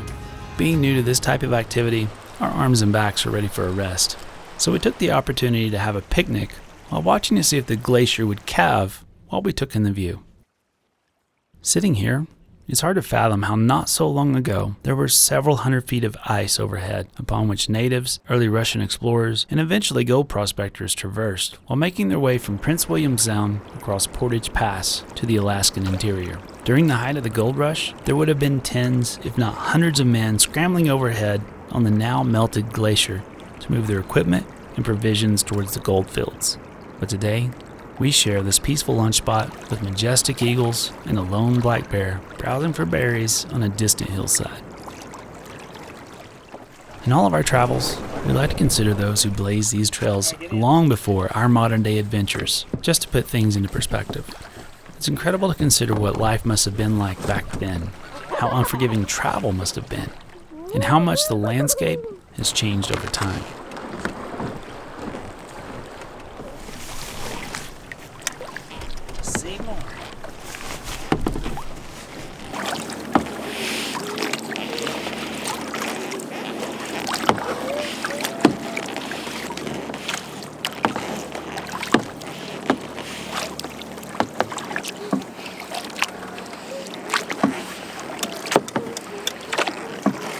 With our bellies full of cold turkey wraps, veggies, and a few all-natural puffed Cheetos, it was time to ease our way a bit closer to the glacier itself. We took care to avoid the toe of the glacier, which at any time could unleash a massive chunk of ice into the lake and turn our calm kayaking into more of a surfing attempt from the huge waves they've been known to create. Instead, we positioned ourselves with a spit of land between us and the splash zone as we carefully skirted the shore, looking for a place to disembark and explore the more stable areas around this massive glacier.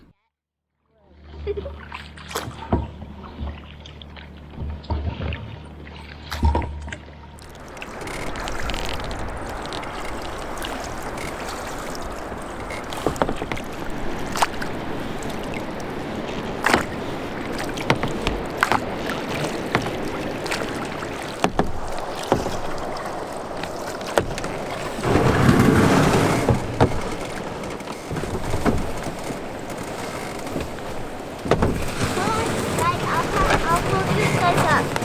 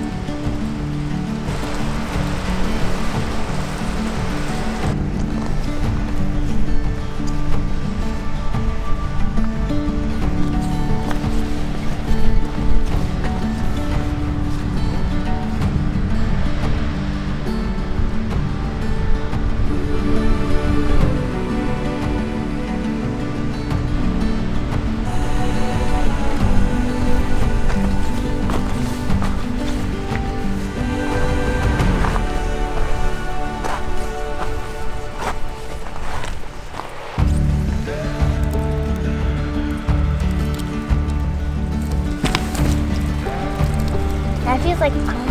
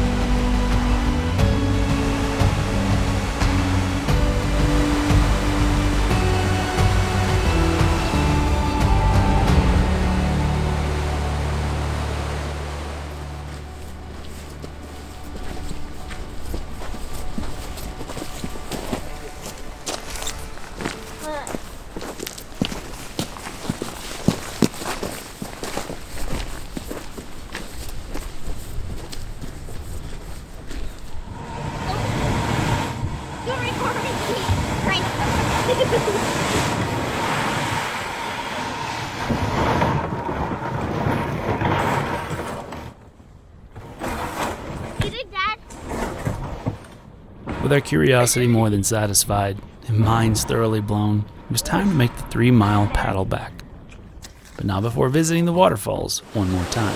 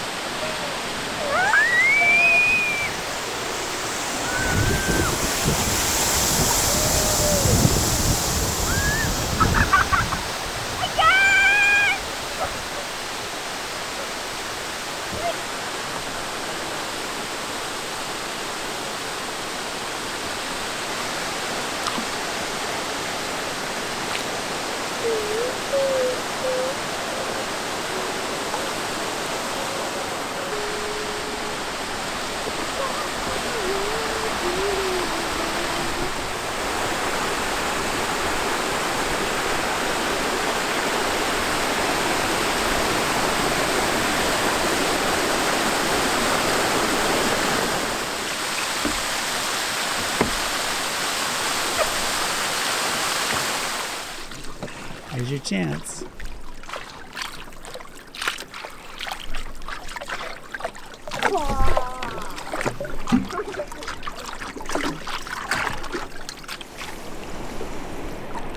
Alaska had yet again taken our breath away from a whole new perspective, and we were humbled to have the opportunity to see some of her splendor up close and personal. Well, good morning, folks. It is an early start for us, and the adventure continues today with a guided trip down the Kenai River with trout fitters, coming highly recommended by our friend Tommy Murray, who is FJ40 driver on Instagram. Thanks for that tip, Tom. He actually guided fishing trips up here for 20 years, and yeah, we're super excited to get out here and see what today brings. I have no idea what to expect. I've never done anything like this. I am, at best, a bass fisherman from Tennessee.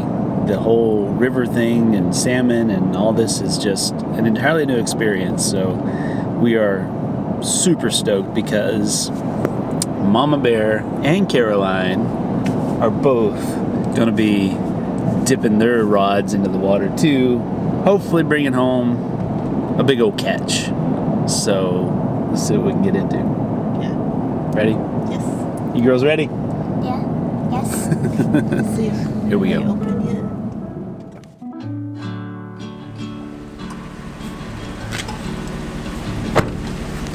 You ready to do this? Mhm. Yeah? You want to catch a big one? Yeah.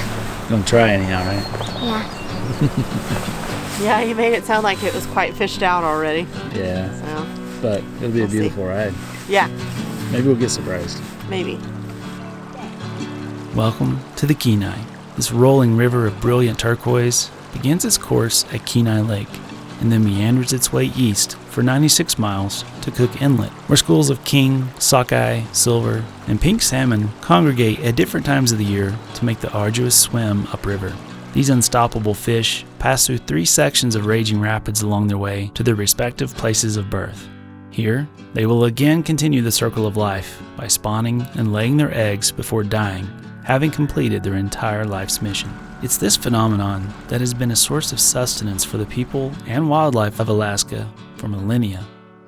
And today, we're hoping to get a taste, no pun intended, of this rich food source and see firsthand what an Alaskan fishing experience is all about. Our guide today is Carl, who's been guiding folks in these waters for 20 years and knows nearly every rock and sunken log along this section of the Kenai. Look at these guys. Film these dudes. Put those guys on YouTube. Put them on YouTube.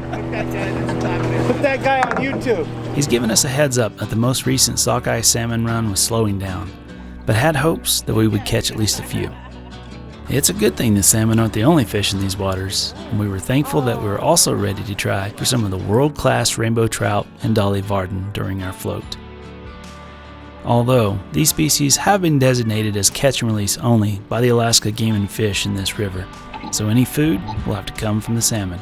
Fish or no, we were just stoked to be here on this beautiful water and seeing it from yet another mode of river travel, known as a drift boat, and we were stoked for what the day might bring. With things being quite busy at the more popular honey holes of the Russian River convergence, we instead floated downriver to find a less crowded spot. We took this opportunity to get a feel for the provided fly rods.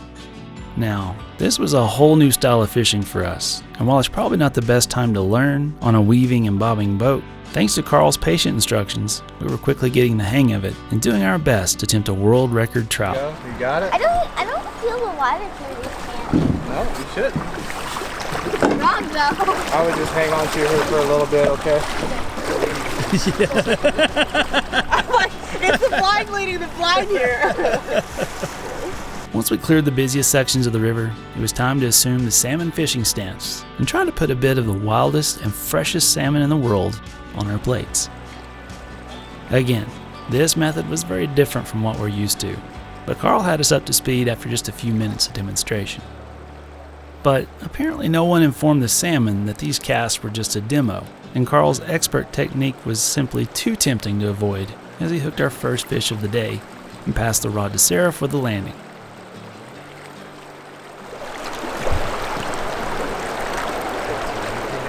Nice.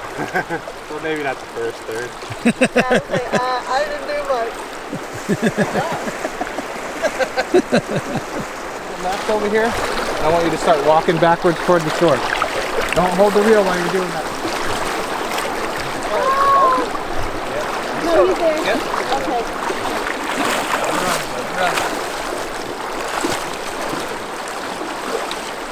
Wow. There, Sarah, you can try on your own here. That's that. That's dinner. Good job. I didn't do much. I reeled it in, but he cast it. Well, go do it for real now. Okay.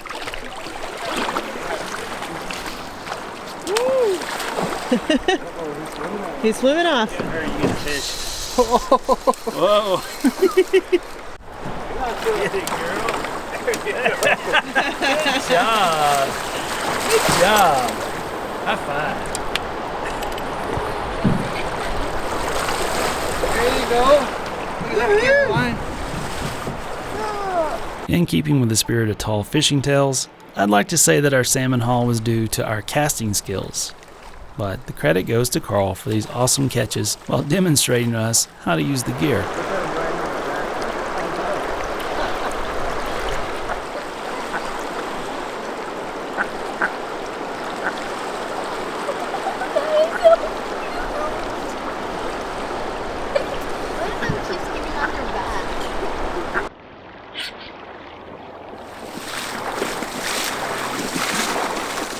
With our early success, we were all bound and determined to catch our own set of sockeye.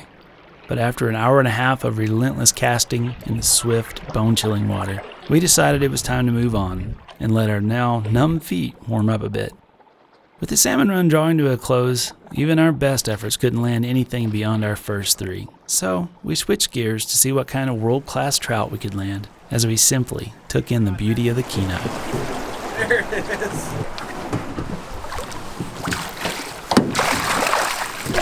They're like related to brook trout. That was false right there. Did you see that thing jump next to the bushes there? Yeah. Bye-bye. Bye. See you soon. Okay, rod nose. Nope.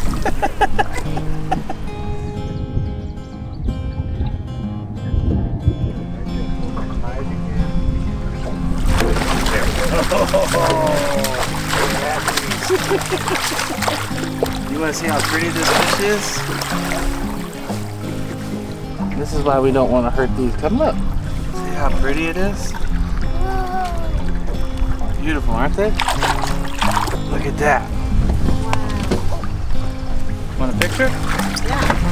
Right there.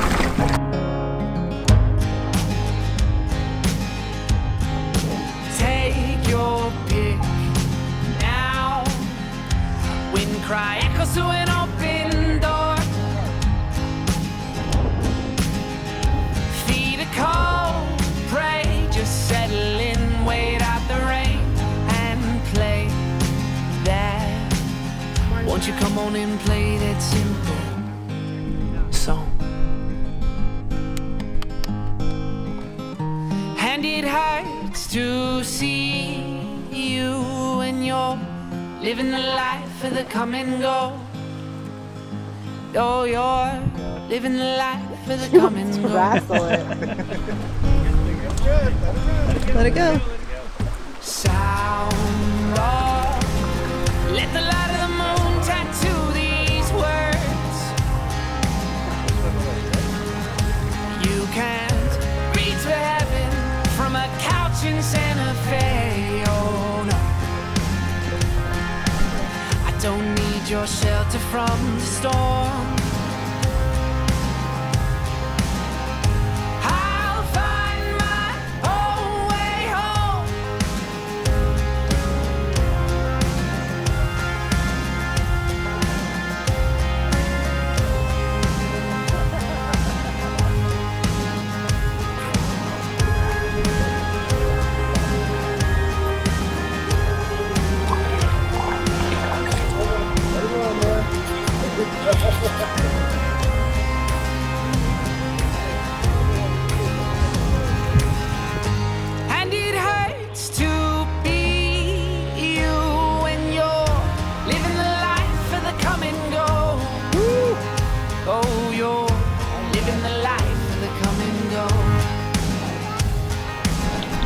Yeah, you want to reel it in? Yeah. Just fight him a second. Don't break him, just fight him.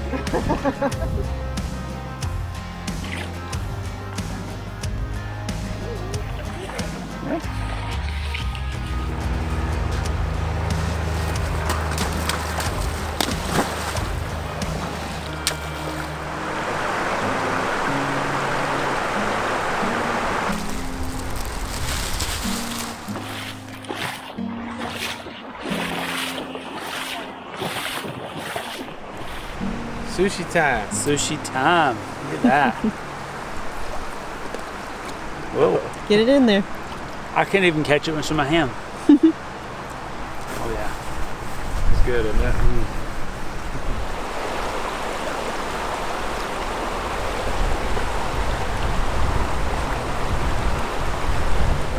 There we go, let him go.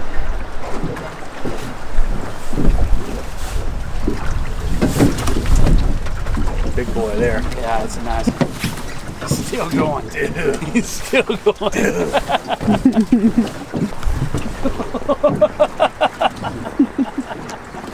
Oh my god, dude. Oh, look at that dolly, man. Look how pretty that fish is. Look at that, Caroline. Look at that. Oh my god.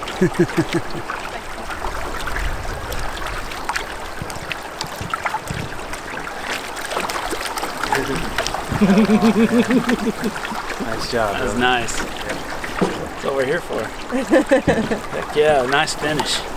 Real nice finish. Scaredy cat.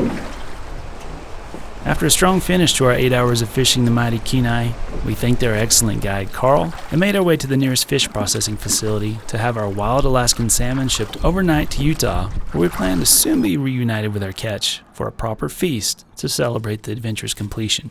All right, little guys, we'll see you back in Utah. All right. After a long day, we're gonna make it longer. Not that much longer. We're actually headed now down towards Seward, so we have an awesome adventure planned for tomorrow afternoon. Here's a hint. We've seen Alaska by land and by water. What would be next? Boom, boom, boom. With only 5,000 miles of paved roads serving over 663 square miles of Alaskan wilderness, your streetcar can only show you a very small portion of this land. So for this trip, we're expanding our horizons and taking to one of the more popular modes of travel here in Alaska. By now, I'm sure you know where we're headed. Having seen Alaska by land and water, there was no place to go next but up.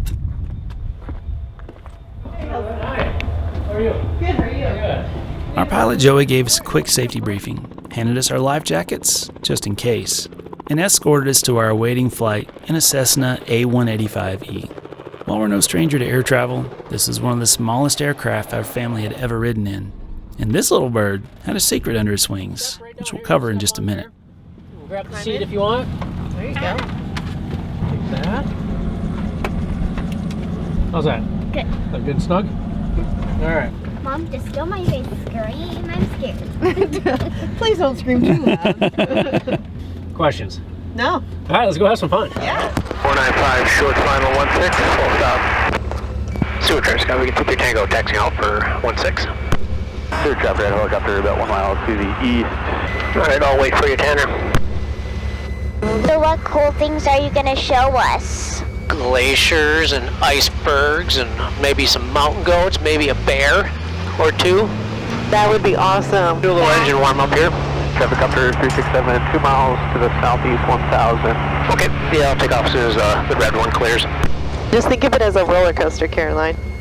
Flying roller coaster. A flying roller coaster, that's right. Hands up.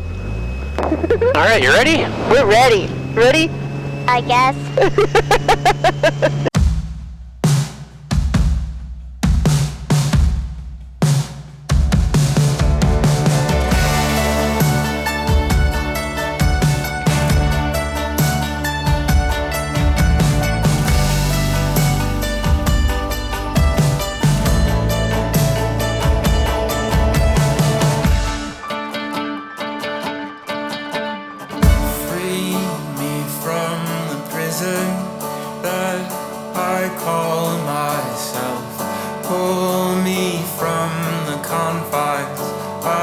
of my timid shout. Love I left behind me, heart I put to rest. It's still troubled sailing in an empty chest.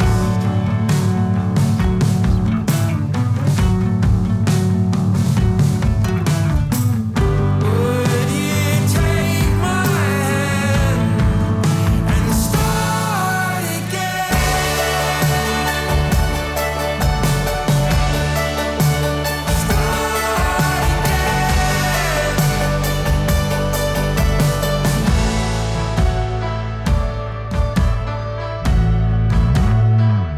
You don't have to show me what a fool I've been. Walk a mile in my shoes and I'll start listening. Aren't we starting over? Aren't we tearing down these walls that we've built so tall? 'Cause I can say I'm wrong, I can say I'm sorry for losing all.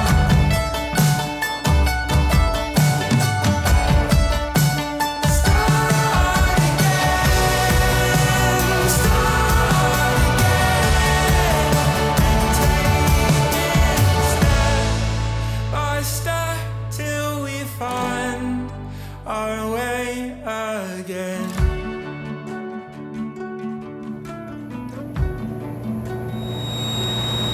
Some big crevasses down there. Yeah, there are. After our bird's eye view of Seward and Bear Glacier, it was time for the highlight of the flight, to land on top of the 700 square mile Harding icefield. How? Well, remember I mentioned this plane had a trick of its own? After takeoff, Joey had lowered a set of skis into position below the landing gear wheels. So now, all we had to do was point our nose into the wind and gently land in the icy snow next to some incredibly blue lakes.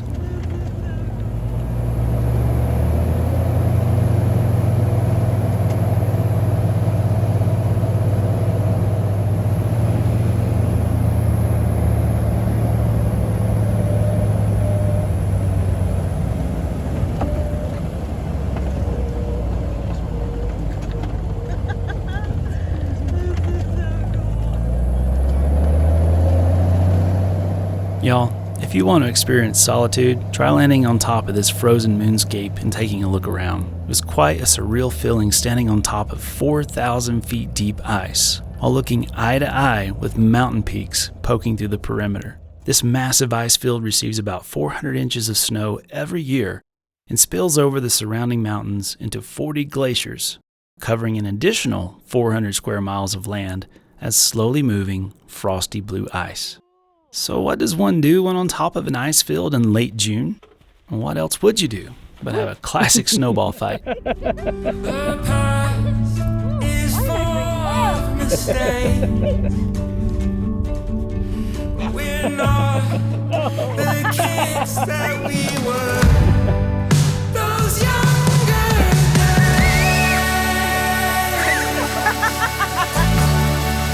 Those younger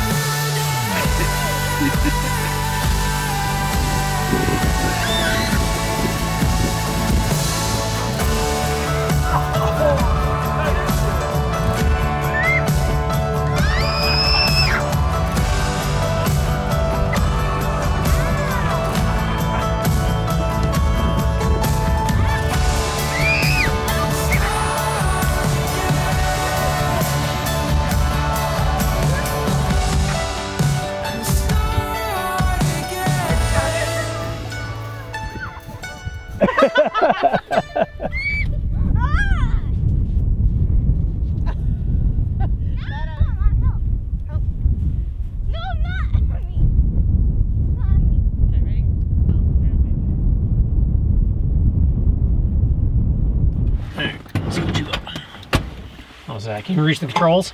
Are you gonna fly? No. She's like, I can't even see over the dashboard, man. Hang on to that.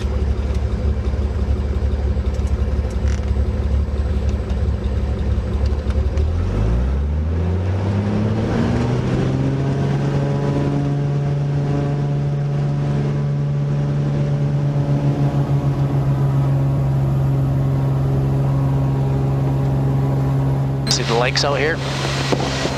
Yeah. Are they frozen? No, they're open water. Oh. That's really blue. Yeah, it is, isn't it?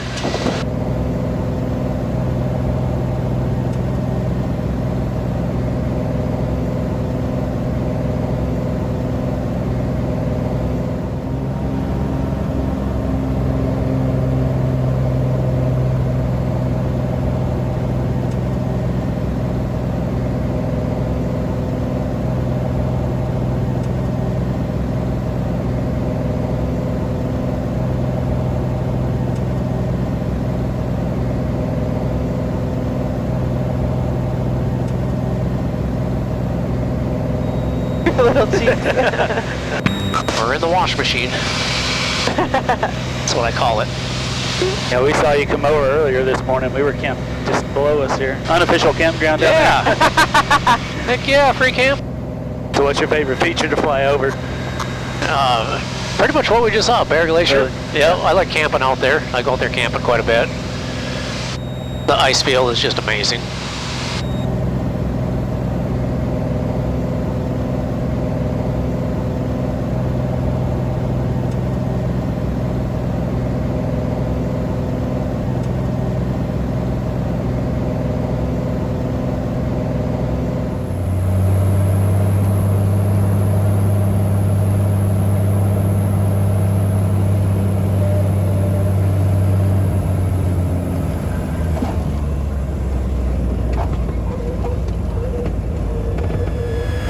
Welcome back, you guys. Thank you, that was awesome. That was so cool. Yeah. This is my lip. Did you hit it with your knee? What did you think about that? Yeah? You think we need to get a plane now? No?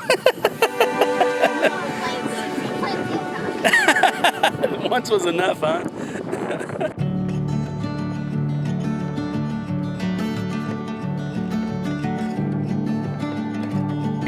You know? Yeah, appreciate it. Yeah, thank you. Thank you. It was fun. Yeah. What's your name? Joey. Okay. All right. All right, thanks. All right, see you guys. Take care.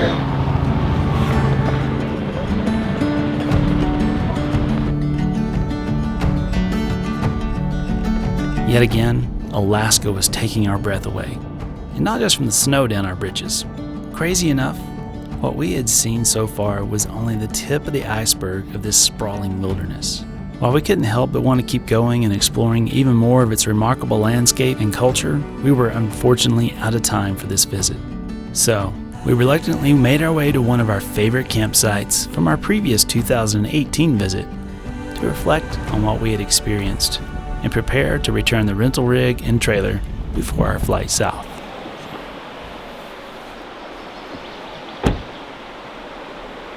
Visiting another old haunt. You guys remember this spot? We were really afraid. Our expectations were too high to get this again, but here we are.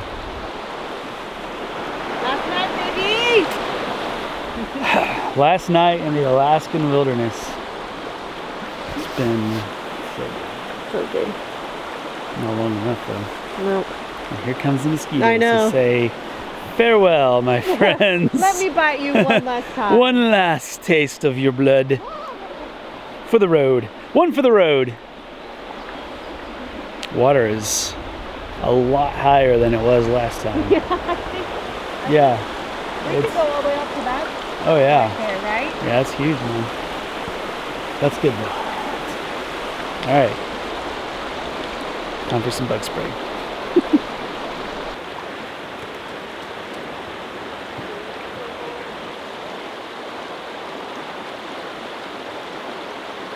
All right, guys. Well, that's going to be a wrap for this round of Alaska. And my goodness, what a trip it's been. What a trip. Yeah. What was your favorite part? My favorite part, there's a lot to choose from, but I'd probably say that the air tour. I mean, landing on the glacier, Yeah. you don't get any better than that. Right. What about yours? Husky. Of course. Always with the Huskies. Yep. See them sled dogs. Yeah. Well, I gotta say, my favorite one has to be with kayaks. I mean, being able to get out there and see Alaska up close and personal from a perspective that, you know, you don't get to see from the road. That was probably my favorite. And like once we got into, like, we just dipped our toes into the kayaking world up here, but there is a lot to kayak up here. Absolutely. I never would have thought of like kayaking out of Seward to like go camp somewhere.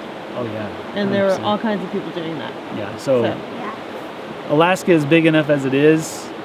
10 days is not enough to see even a fraction of it, but we're chipping away at it, and this trip is no exception. Right. Now, if Alaska is not on your bucket list, I recommend you kick a few things off the top and slide it right up there. Just bump everything down one. It's amazing, and with every trip we fall more in love with it, and we will be back, hopefully sooner than later. With the rental companies like Alaska Overlander, it's so easy.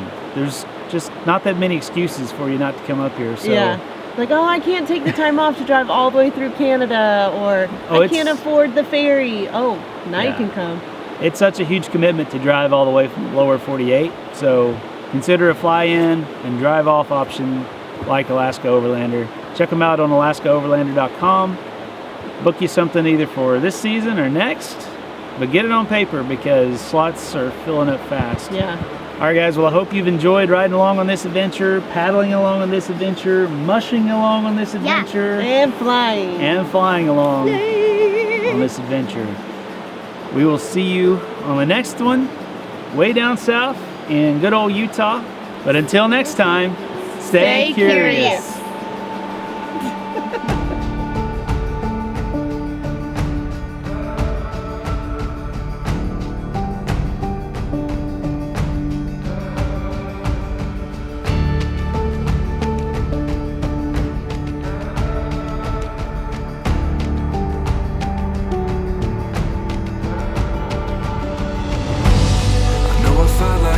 Before